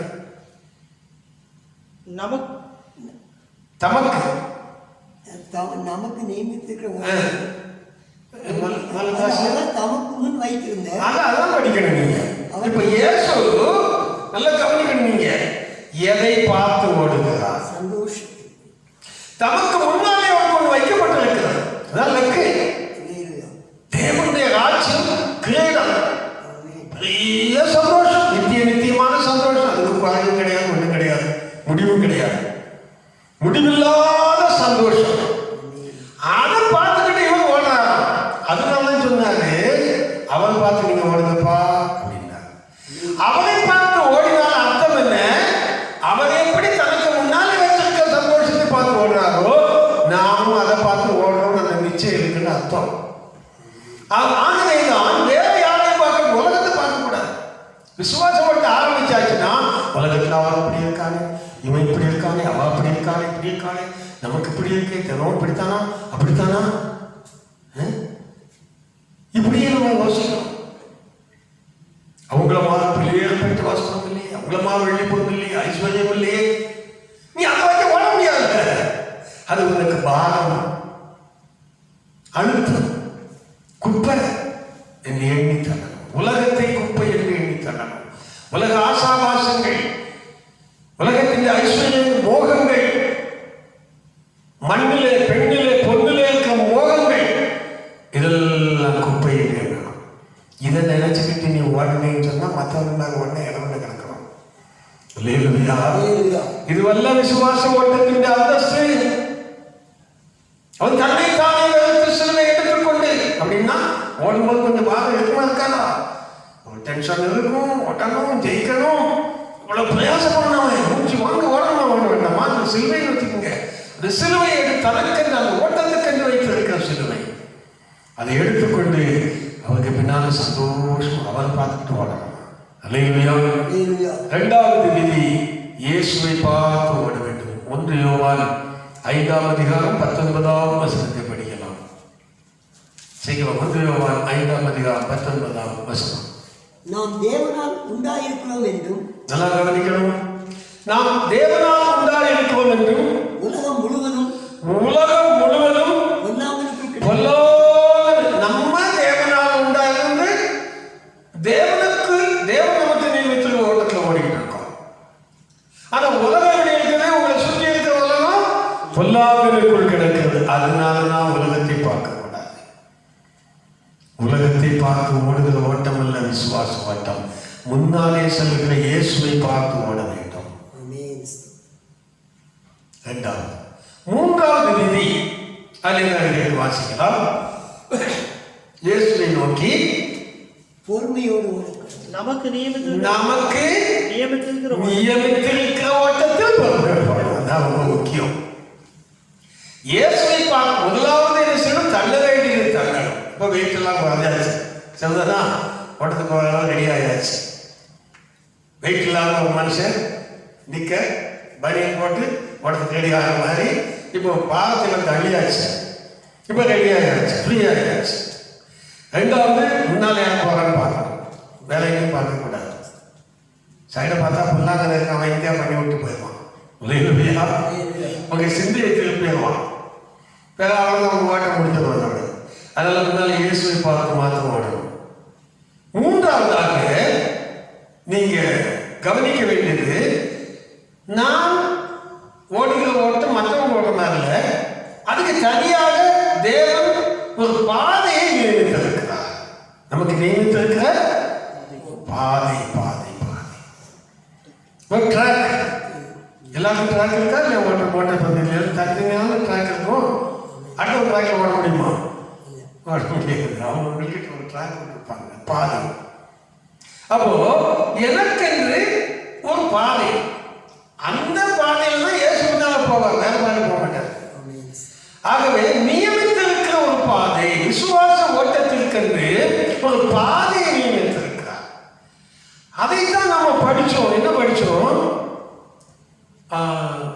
ஏசாயா 30:11 படிச்சோம். ஏசாயா 30:11 படிங்க. படிக்கலையோ? ஏசாயா 30:11 வாசிங்க. நீங்கள் வழியை விட்டு கவனிச்சு பார்த்துங்க. விசுவாசிகள் தான், ஊழியக்காரர்கள் தான், எல்லாம் நல்லா தான் செய்றீங்க, ஆராதிக்கிறீங்க, வேற யாரும் ஆராதிக்கல. ஆனால் நீங்கள் பாதையை விட்டு, வழியை விட்டு, பாதை நின்று விலகி, பாதை உங்களுக்கு நியமித்திருக்க பாதை விட்டு என்ன செய்வீங்க? பார்த்தீங்களா கரிப்பூர்ல என்னாச்சு? அந்த ஓடு களம் இருக்கு இல்லையா, ஓடு கொஞ்சம் விலகுனது தான் காரணமா இருந்துச்சு. எத்தனை பேர் நஷ்டம். நியமித்திருக்க பாதையில் சரியாக இறங்கி சரியா வரணும். அது என்னதுனாலே நமக்கு தெரியாது. இது மாதிரிதான் மக்கள் இன்னைக்கு ஓடுகிறார்கள், ஆனால் வழியில் விலகி பாதையை விட்டு என்ன செய்கிறாங்க? ஓடு களத்திலே பாதையை விட்டு விலகி விடுகிறார்கள், ஃபவுல் பண்ணுகிறார்கள். உங்களுக்கு நியமித்திருக்க பாதை விட்டு விலகினா என்ன செய்ய முடியும்? யாரும் அப்படி போனதுங்கிறான். பாதாளம் தான் அது. ஒரு குழிக்குள்ளாக இறங்கிச்சு, அது பார்த்த பாதாளத்துக்குள்ள போடணும். வாசிக்கலாம். பாதையை விட்டு விலகி இஸ்ரவேலின் பரிசுத்தரை எங்கள் முன்பாக இராமல் ஓய பண்ணுங்கள் என்றும். முன்னால போறவரையே எங்க முன்னால வந்தாங்க, நீங்க முன்னால போன உங்க முன்னால எல்லாம் வர முடியாது. எங்க பாதை வேற, உங்க பாதை வேற, எல்லாம் உங்க பாதையிலே போக முடியுமா? நீங்க தேவன், நீங்க போவீங்க. ஆனா வசனம் என்ன சொல்ல, அவர் தான் பாதைக்கு போகணும்னு சொல்லி இருக்குது. ஆனா இவன் என்ன சொல்றான்? பாதையை விட்டு விலகிக்கிட்டு எங்க பாதையில நீங்க வர வேண்டாம், நீங்க உங்க மேல போய்கிட்டே நாங்க இப்படி வா சொல்லி, நீங்கள் இந்த வார்த்தையை வெறுத்து இடுக்கமும் தாறுமாறும் செய்கிறதை நம்பி. பாத்தீங்களா? இடுக்கமும் தாறுமாறான ஓட்டம் செய்கிறதை நம்பி அதை சார்ந்து கொள்கிறபடியா அதையே சார்ந்து ஓடிக்கிட்டு இருக்கீங்க. பாதைகளை நிறைய பேர் விசுவாசிகள் அப்படிதான். நிறைய ஊழியக்காரங்க, நிறைய விசுவாசிகளை பார்க்கலாம். நல்லா ஊழியம் செய்வாங்க, நல்லா விசுவாசம் இருப்பாங்க, நல்லா ஆராதிப்பாங்க, எல்லாம் செய்வாங்க. பாதை தவறுகிறார்கள். ஒரு வசனத்தை நீங்க படிக்கலாம், நல்ல வசனம். ஆண்டவர் நமக்கு அப்படி சிருஷ்டிப்பை குறித்து நமக்கு சொல்லிக் கொடுக்கிறார். நிறைய விஷயத்துல ஆவிக்குரிய பிள்ளைகளுக்கு மற்ற சிருஷ்டிப்புகளை வச்சு எறும்பு இதுல வச்சு நமக்கு சொல்லிக் கொடுக்குறேன். படிச்சவனுக்கு 5 உள்ள சிருஷ்டிகளை வச்சு நமக்கு சில காரியம் படிச்சு கொடுப்பார். அந்த அளவுக்கு நம்ம ஆயிட்டோம். இங்க பாருங்க, வாசிக்கலாம். 19ஆம் சங்கீதத்தில் 4ஆம் வசனத்தை படிக்க பார்ப்போம். 19ஆம் சங்கீதம் 4ஆம் வசனம். ஆகிலும் ஆகிலும் அவைகளின் சத்தம் பூமி எங்கும், அவைகளின் சத்தம் பூமி எங்கும் அவைகளின் வசனங்கள் பூச்சக்கரத்து கடைசி வரைக்கும் செல்லுகிறது. அவைகள் சூரியனுக்கு ஒரு கூடாரத்தை ஸ்தாபித்தார். சூரியனுக்கு ஒரு கூடாரத்தை ஸ்தாபித்தார். அது தன் மணவரையிலிருந்து நல்ல கவனிங்க. எல்லாத்தையும் ஸ்தாபித்து சூரியனை என்ன செய்தாரா? சூரியனுக்கும் ஒரு பாதை நிமித்தார். ஒரு கூடாரத்தை ஸ்தாபித்து என்ன செய்தாரா? சூரியனே, அது தன் மணவரையிலிருந்து புறப்படுகிற, நீ உன் ஓட்டத்தை நாம ஸ்டார்ட் பண்ணி விடுறேன், மணவரையிலிருந்து புறப்படுகிற, உனக்கு ஒரு ரூட் வச்சிருக்க. அந்த ரூட்டை விட்டுட்டு ஒரு சின்ன பாயிண்ட் கூட நீ செய்யக்கூடாது சொல்லி மணவாளனை ரூட்டை காமிச்சு வாசிக்கலாம். மணவாளனை போல் இருந்து, மணவாளனை போல் இருந்து, பராக்கிரமசாலியை போல் தன் பாதையில் ஓட மகிழ்ச்சியாய் இருக்கிறது. இங்கதான் படிக்கணும் விஷயத்தை பாருங்க. அவருடைய சிருஷ்டிப்பு ஒரு சூரியன் வாங்கி போனாங்க. அப்படிப்பட்ட ஒரு சிருஷ்டிப்பு. அந்த சிருஷ்டிக்கப்பட்ட அந்த சிருஷ்டிப்பாக சூரியன் தேவன் நியமித்த பாதையில் ஓடுவதற்கு அங்கதான் விஷயம் இருக்கு. நம்ம சிலர் கொஞ்சம் ஓடுவோம், கஷ்டப்பட்டு என்னாச்சு விசுவாசத்துக்குள்ள வந்துட்டோம். இதை என்ன செய்ய, நான் ஊழியக்காரன் ஆயிட்டேன், இல்லாட்டமே எப்படியோ இருந்திருக்கலாம், எனக்கு வழி இல்லையே, எல்லாம் என் ஊழியக்காரன் பார்ப்பாங்களே, அதுக்காக வேண்டிய என்ன செய்யணும், கஷ்டப்பட்டாவது அவருடைய பாதையில் கொஞ்சம் கற்பனையில கீழ்படுத்தி தான் போவாங்க. கற்பனையின் பாதை, தேவ கற்பனையின் பாதை, அதை ஓடுவாங்க நிறைய பேர். இந்த சூரியனை கொஞ்சம் படிச்சு பார்க்கணும். சூரியன் எப்படி ஓடலாம்? தன் பாதை மகிழ்ச்சியோடு. கர்த்தர் நியமித்த கற்பனையின் பாதையில் எப்படி ஓடணும் நம்ம? ஓ, இந்த கட்டளை தான் என் மன மகிழ்ச்சி. சங்கீதக்காரர் சொல்றாரு, வேதமே மன மகிழ்ச்சி. சிலருக்கு கசப்பா இருக்கு, சிலருக்கு சங்கடமா இருக்கு. அவர் நியமித்த பாதையில் ஓடுறதுக்கு உலகத்துக்கு முடியாது அதெல்லாம். அல்லேலூயா. ஆனால் சூரியன் சொல்லுகிறது, என் தேவன் என்னை படைத்தார், எனக்கு ஒரு பாதை வச்சிருந்தார் பாருங்க, அதுல போறதான் எனக்கு சந்தோஷம். உண்மையான விசுவாசி, உண்மையான ஊழியக்காரன் தேவன் நியமித்த பாதையில சந்தோஷமாக ஓடுவார். அதை விட்டுட்டு விளையாட்டா தான் அவங்களுக்கு கஷ்டமா இருக்கு. ஐயோ விளையிட்டுனே எனக்கு ரொம்ப வேதனையா இருக்கு. அதான் உண்மையான விசுவாசி கிடையாது. அல்லேலூயா. விசுவாச ஓட்டத்தின் மிக முக்கியமான விதி, அவர் நியமித்த பாதையிலே பொறுமையோடு மாத்திரமல்ல மன மகிழ்ச்சியில் அடுத்த சூரியனை காண்பிச்சு கொடுத்துக்கா. நமக்கு புத்தி இல்லைன்னு சொல்லி ஆகாதப்படுத்த மனுஷா, நான் படித்த சூரியன் பாரு என்ன சந்தோஷமா ஓடுது, நீ என்ன செய்ய தூக்கத்தோடு ஏதோ ஒன்று ரெண்டு கற்பனைகளை கடைபிடிச்சு அதையும் தூக்கத்தோடு ஓடிக்கிட்டு இருக்க. அல்லேலூயா. ஏன் துக்கம் நிச்சயம் இல்லை உனக்கு. இந்த பாதையில போனா எனக்கு என்ன கிடைக்கணும் நிச்சயம் இல்லை. இந்த பாதையில யார் போறது? ஏசு போறாங்க, அவன் விட்டுற நீ. ஆகவே உனக்கு மகிழ்ச்சி இல்லை. மூன்றாவது விதி, தேவன் நமக்கு நியமித்திருக்க கற்பனையின் பாதையிலே, சத்தியத்தின் பாதையிலே, அந்த நீதியின் பாதையிலே, அந்த மரணம் இல்லாத ஜீவன் பாதை, ஜீவன் உள்ள அவருடைய பாதையில ஜீவன் மரணம் இல்லை, நீதியின் பாதையில என்ன இல்லை, ஜீவன் தான். அந்த ஜீவன் உள்ள பாதையிலே ஓடுவதற்கு நமக்கு ஒரு பாதையை நியமிச்சு நம்ம ஸ்டார்ட் பண்ணி விட்டா ரொம்ப துக்கத்தோட போறோமா? இல்லையா? மகிழ்ச்சியோடு ஓடுகிறோமா? கர்த்தர் நியமித்த பாதையிலே மகிழ்ச்சியோடு ஓடுகிறவன் தான் லக்கை அடைந்து கிரீடத்தை பெறுவான். மறந்துவிடக்கூடாது. ஆகவே 3 விதிகள் சுருக்கமாக. அடுத்து ஒரு சின்ன காரியத்தை சொல்லி முடிக்க போங்க.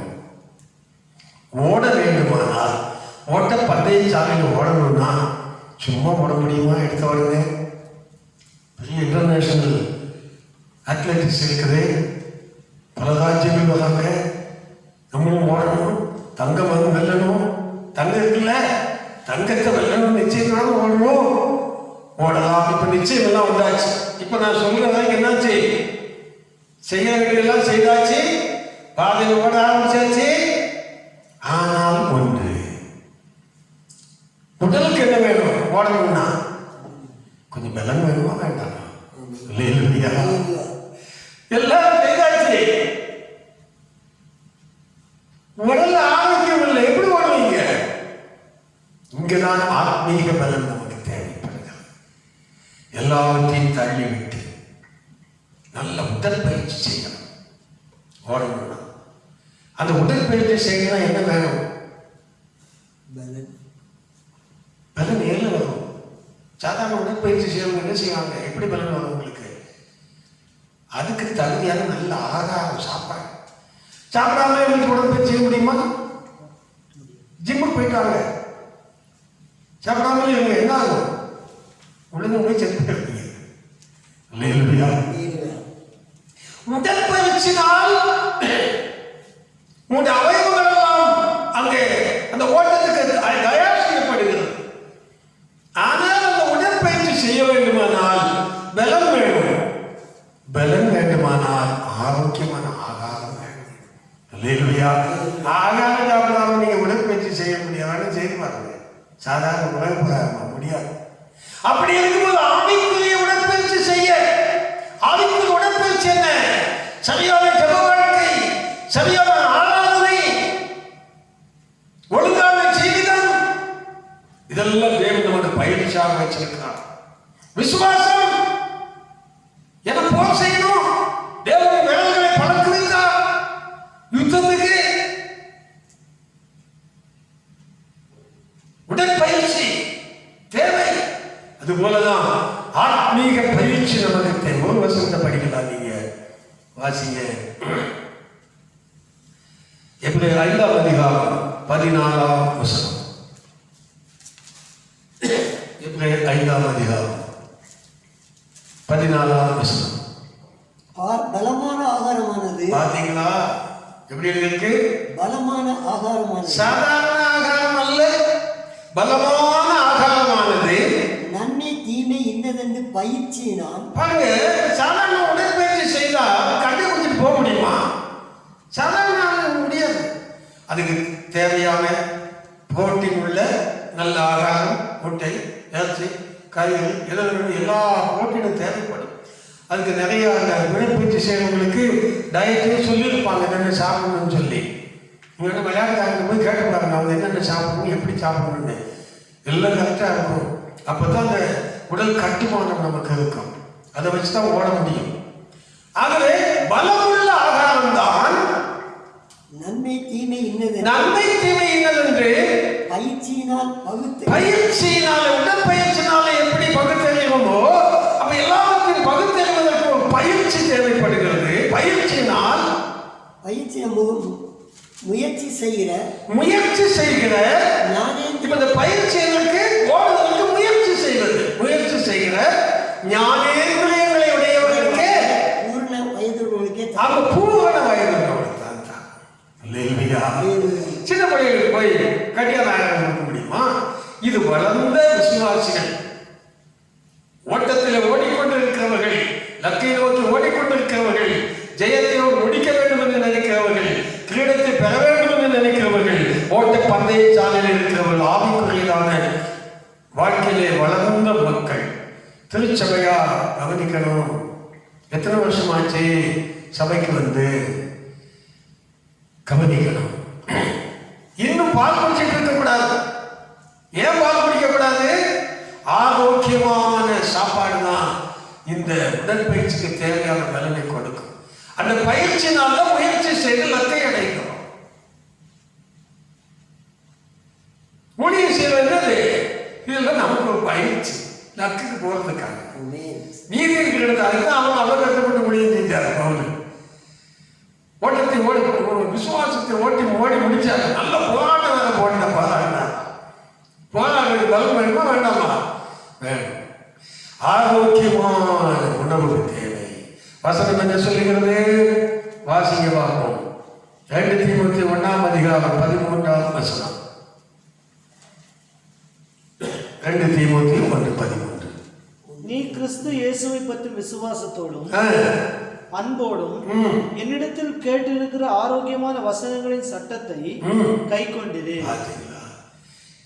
என்னெல்லாம் இருக்க வாசிக்கிறது?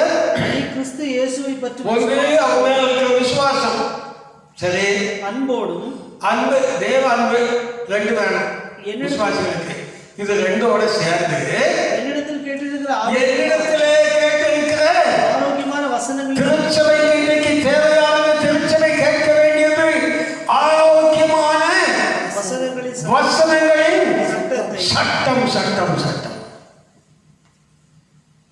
சும்மா சாதாரணமான காரியம் கிடையாது.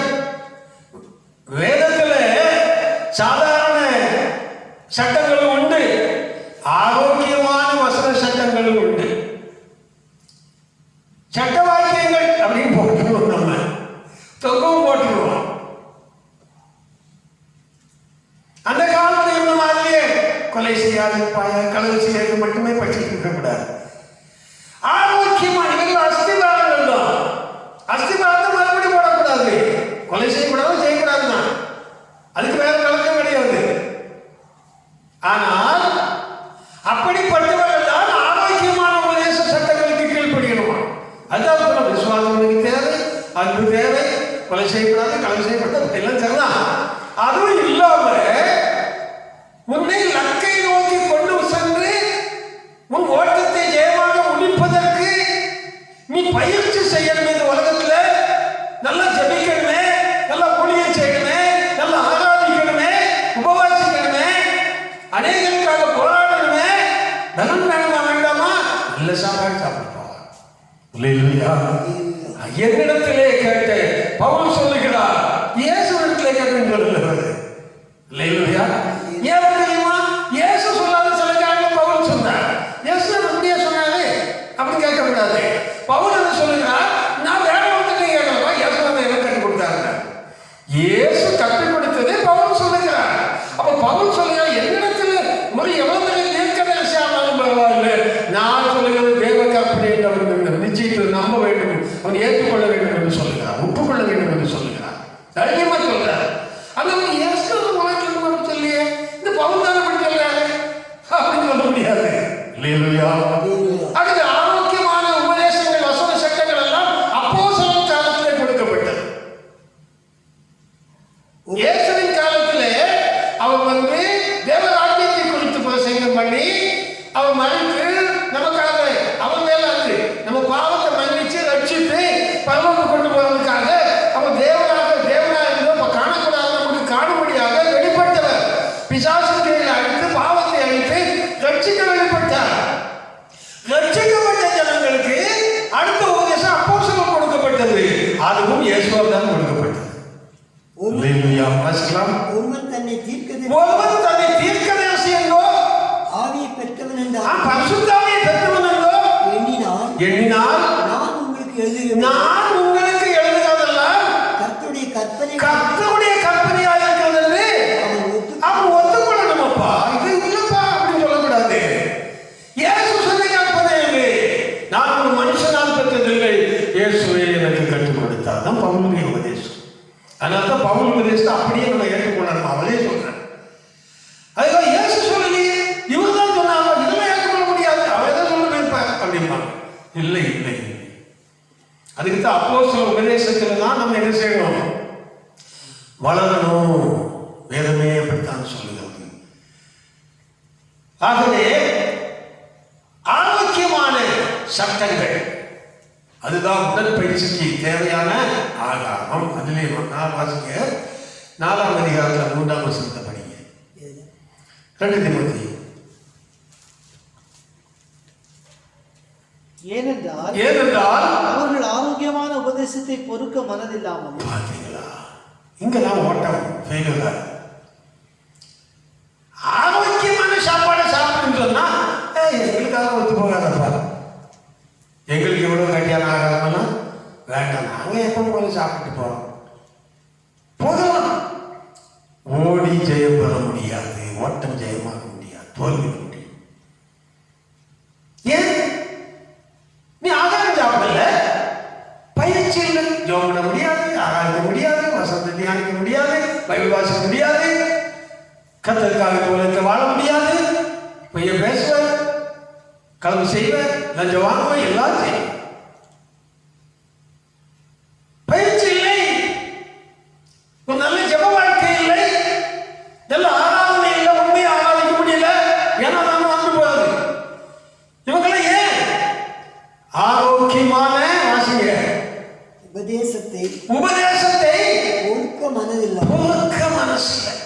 கொஞ்சம் ஆரோக்கியமான காரியங்களை கொடுக்கும்போது எப்ப இப்படித்தான் இருக்கணும், இப்படித்தான் கத்தோட பள்ளி இப்படித்தான் இருக்கணும், இப்படி இருந்து ஜோம்னா தான் கத்தர் அதில் கேட்பாரு.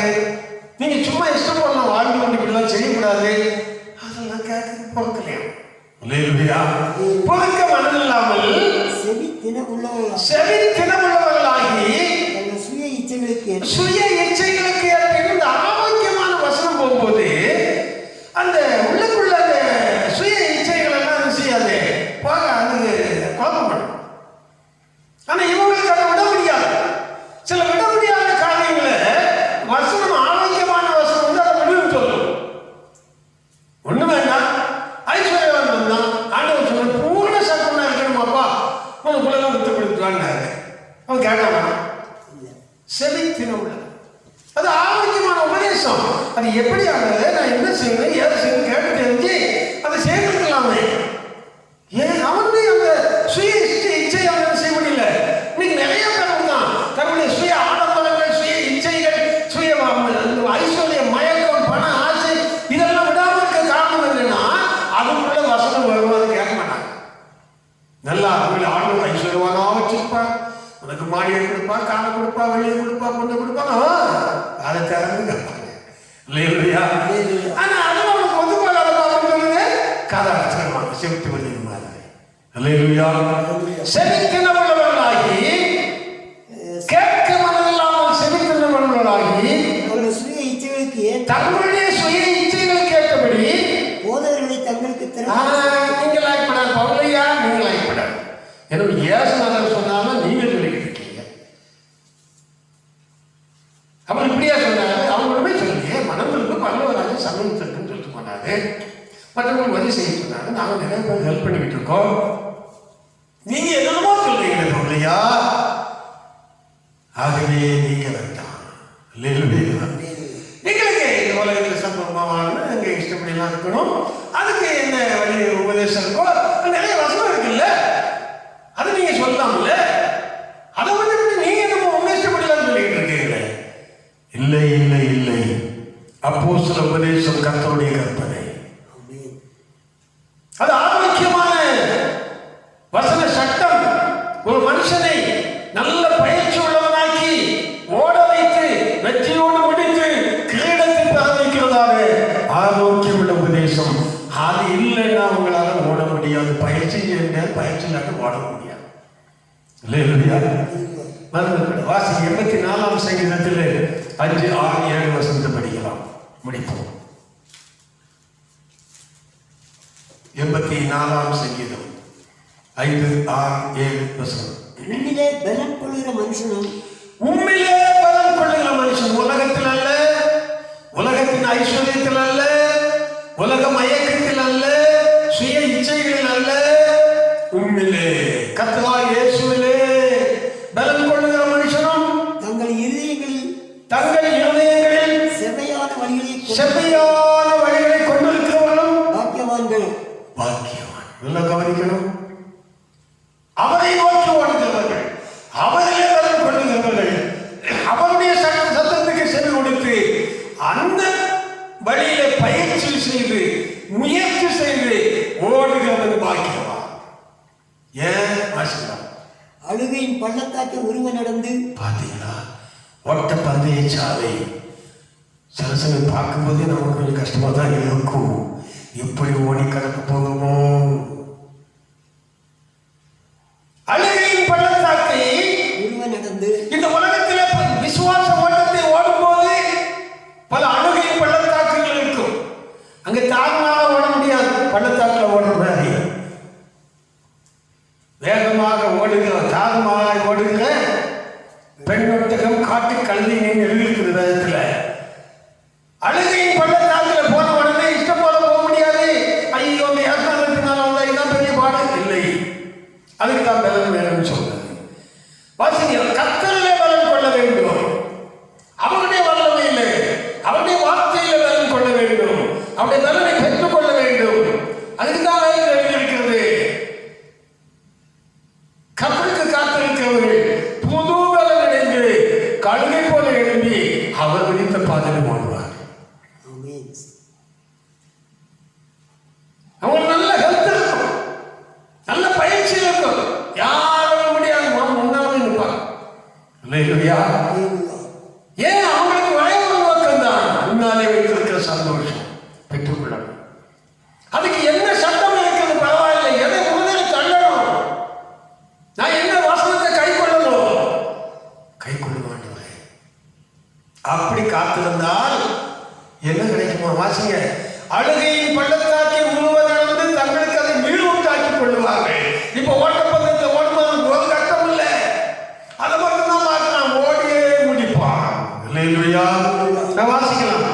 மழையும் குளங்களை நிரப்பும், மழையும் குளங்களை நிரப்பும், அவர்கள் பலத்தின் இதுதான் ஆவிக்குரிய ஓட்டத்தில் ஓடுகிறவர்களுக்கு வெறும் பலன் பத்தாது. நல்லா கவனிக்கணும். வெறும் சும்மா ஆசீர்வாத வசனங்கள் மட்டும் வாசித்துக் கொண்டு, அது நமக்கு தேவையான வசனங்கள் மட்டும் எடுத்துக்கொண்டு ஓடும்போது உங்களுக்கு கொஞ்சம் பலன் இருக்கும், கொஞ்சம் சந்தோஷம் இருக்கும், இல்லைன்னு சொல்லல. ஆனா இடவழியில நின்று போகும், காற்று நின்ற மாதிரி நின்று போகும் ஓட்டம். இந்த ஆவிக்குரிய ஓட்டத்தை ஓடும்போது அங்கே அழுகையின் பள்ளத்தாக்கு இருக்கலாம், அக்கினி இருக்கலாம், பல காரியங்கள் இருக்கலாம். இதெல்லாம் என்ன செய்ய வேண்டியிருக்கு? நம்ம சந்தோஷத்தோடு தாண்டி செல்ல வேண்டியவர்களாக இருக்கும். அதுக்கு இந்த சாதாரண பலம் பத்தாது. நல்ல சாப்பாடு சாப்பிட்டு பலத்தின் மேல் ஒரு பலம் இருக்கு. கவனிச்சுங்க. ஆவிக்குரிய ஓட்டத்தை, விசுவாச ஓட்டத்தை வெற்றியோடு முடித்து கிரீடம் பெற வேண்டுமானால் வெறும் பலன் பத்தா, சிங்கிள் பலன் பத்தா, பலத்தின் மேல் பலன் வேண்டும். அவன் தான் புது பலன் பெற்றவன், கழுகை போல ஓடுகிறவன். பலத்தின் மேல் பலன் அடைந்து சீயோனிலே தேவ சன்னிதான் லக்கு. அல்லேலூயா. லக்கை அடைகிறான், கிரீடம் பெறுகிறான். ஆகவே விதிகள் 3, அதோடு கூட தேவனுடைய நல்ல ஆரோக்கியமுள்ள ஆகாரத்தை உண்டு பயிற்சி செய்து முயற்சியோடு ஓடி லக்கை அடைந்து சீயோனிலே போய் அடைந்து சந்தோஷத்தை பெற்று கிரீடத்தை பெற்று நித்திய நித்தியமாக தேவனோடு வாழ விரும்பினால் கேட்ட வசனத்தை மனசுல வச்சுக்கணும். இந்த விசுவாச ஜீவிதம் இந்த பூமியிலே சில சமயத்தில் முடிஞ்சு போகும். தேவன் நமக்கு தீர்க்காயுசை வைத்திருக்கிறார். சங்கீதத்தில் வாசித்த வண்ணமாக அவன் இந்த ஆயுசு காலத்துக்காக நம்மை தேர்ந்தெடுக்கவில்லை, அந்த தீர்க்காயுசுக்காக தேர்ந்தெடுத்திருக்கிறார். அதற்காக நம்மை ஓட வைத்திருக்கிறார். முன்னாலே போய்கொண்டிருக்கிறார். யாரையும் பார்க்க வேண்டாம், அவரை பார்த்து ஓடினா போதும். ஆனால் விதிகளை கை கொள்ள வேண்டும். 3வது நல்ல பயிற்சி செய்ய வேண்டும். பூமியில் இருக்கும்போதே கர்த்தருக்காக உழைக்கணும், கர்த்தரை மகிமைப்படுத்தணும், ஆராதிக்கணும், ஜெபிக்கணும், சகல காரியங்கள் கர்த்தருடைய நாம மகிமைக்காக செய்யணும், உத்தமத்தோடு உண்மையோடு இருக்கணும். இதெல்லாம் பயிற்சி. பூமியில் இருக்கும்போது அந்த பயிற்சி செய்யணும்னா முடியாது. தேவ பலன் டபுள் வேணும், பலத்தின் மேல். அதுக்குத்தான் தேவனுடைய ஆரோக்கியம் உள்ள வார்த்தை, அந்த வசனத்தின் சட்டங்கள். அது என்னதென்று சொல்லிக் கொடுக்கும் போது பவுல் போன்ற உபதேசிகள் சொல்லுங்க, அந்த வசனங்களை நம்ம கேட்டு அதை உட்கொண்டு நாம் பயிற்சி செய்து முயற்சி செய்து ஓடுவோம், லக்கை நோக்கி ஓடுவோம், கிறிஸ்துவை நோக்கி ஓடுவோம். சீயோனிலே அந்த லக்கை அடைந்து சீயோனுக்குள் பிரவேசித்து நீதியின் கிரீடத்தை பெறுவோம். கர்த்தருடைய ஆசீர்வதிப்பாராக. எங்கள் அருமை ரட்சகராக இயேசுவே, எங்களுக்கு இந்த பூமியில ஒரு விசுவாச ஓட்டத்தை, ஆவிக்குரிய ஜீவிய ஓட்டத்தை, ஊழிய ஓட்டத்தை எங்களுக்கு தந்திருக்கிறேன். எங்கள் ஓட்டத்தை நாங்கள் ஜெயமாக முடித்து லக்கை நோக்கி தொடர்ந்து வந்து லக்கை அடைந்து அந்த சீயோனுக்குள் பிரவேசித்து எங்களுக்கென்று வைத்திருக்கிற நீதியின் கிரீடத்தை பெற்று நித்திய சமாதானத்தை, நித்திய சந்தோஷத்தை, நித்திய தீர்க்காயுசை பெற்று ஜீவிக்க எங்களுக்கு நீ கற்றுக் கொடுத்தே என்ன செய்ய வேண்டும் என்று சொன்னீரோ, இதை கேட்ட நானும் சபை மக்கள் அனைவரும் கேட்கிற யாவரும் நான் ஒரு ஆவிக்குரிய ஓட்டத்தை வெற்றியோடு முடிக்க வேண்டும். அதற்கென்ற நிச்சயத்தோடு நாம் ஓட வேண்டும், சந்தோஷத்தோடு ஓட வேண்டும். விதிமுறைகளோடு ஓடி கர்த்தருடைய ஆரோக்கியமான உணவை உண்டு நலனடைந்து நான் எழும்பி லக்கை அடைந்து கிரீடத்தை பெற வேண்டும் என்ற வாஞ்சையோடு மக்கள் ஓட கிருபை செய்தார். இன்னும் குழந்தைகள் போல இல்லாமல் ஆரோக்கியமான வசன சட்டங்களை கை கொண்டு பலனடைந்து கூட உதவி செய்கிறார். உலகத்தில் பாடல்கள் உண்டு. இவர்களை தாண்டி நாங்கள் ஓட வேண்டுமானால் பலத்தின் மேல் எங்களுக்கு பலன் தேவைப்படுகிறது. அந்த பலனை கர்த்தரே தருகிறார். நாங்கள் உண்மையிலே பலன் கொண்டு அந்த அந்த இரட்டிப்பான பலனோடு கூட ஓடி ஓட்டத்தை விசுவாசத்தோடு முடித்து பவுலுக்கு கொடுத்த அதே கிரீடத்தை நாங்களும் பெற்றுக்கொள்ள எங்கள் ஒவ்வொருவருக்கும் கருவித்தாங்க. தொடர்ந்து ஓட கருவி செய்யுங்க, மகிமை எடுத்துக்கொள்ளுங்க. சித்தமானால் இன்னொரு ஆராதனை நாங்கள் கலந்து கொண்டு மகிமைப்படுத்த உதவி செய்யுங்க. சீக்கிரமாக சபை முடிவு மகிமைப்படுத்த கருவித்தாங்க. நாங்கள் அதற்கு ஆயத்தப்படுகிற உபவாச நாளில் 1ஆம் தேதி கூட நினைக்கிறோம்.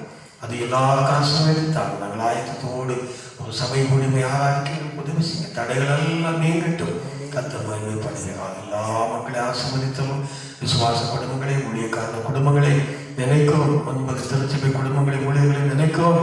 அனைவரும் இந்த நாளிலே கர்த்தர் கரம் நீட்டி ஆசீர்வதித்து விசுவாச ஓட்டத்தை எப்படி ஓட வேண்டும் என்று அறிந்து இந்த ஜெயத்தோடு ஓட தொடர்ந்து ஓட தெய்வக்கிருபை பொறுமையோடு வணக்கம் செய்கிறார். தொடர்ந்து வழி நடத்தும் ஆசீர்வதி.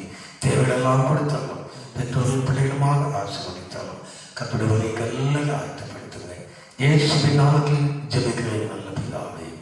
நம்முடைய கர்த்தராகிய இயேசு கிறிஸ்துவின் கிருபை, பிதாவாகிய அன்பும் பரிசுத்தாவியான அன்யோன்ய ஐக்கியம், ஆசீர்வாதம், சந்தோஷம், சமாதானம், கிருபை, மகிமை, வல்லமை, வழி நடத்தல் நம் அனைவரோடு கூட சகல பரிசுத்தவான்களோடு கூட இன்று சதா காலங்களிலும் நிலைத்திருப்பதாக. என் ஆத்துமாவே கர்த்தரை ஸ்தோத்திரி, என் முழு உள்ளமையுடைய பரிசுத்த நாமத்தை ஸ்தோத்திரி. என் ஆத்துமாவே கர்த்தரை ஸ்தோத்திரி, கர்த்தர் செய்த சகல உபகாரங்களையும் மறவாதே. ஆமென். அல்லேலூயா.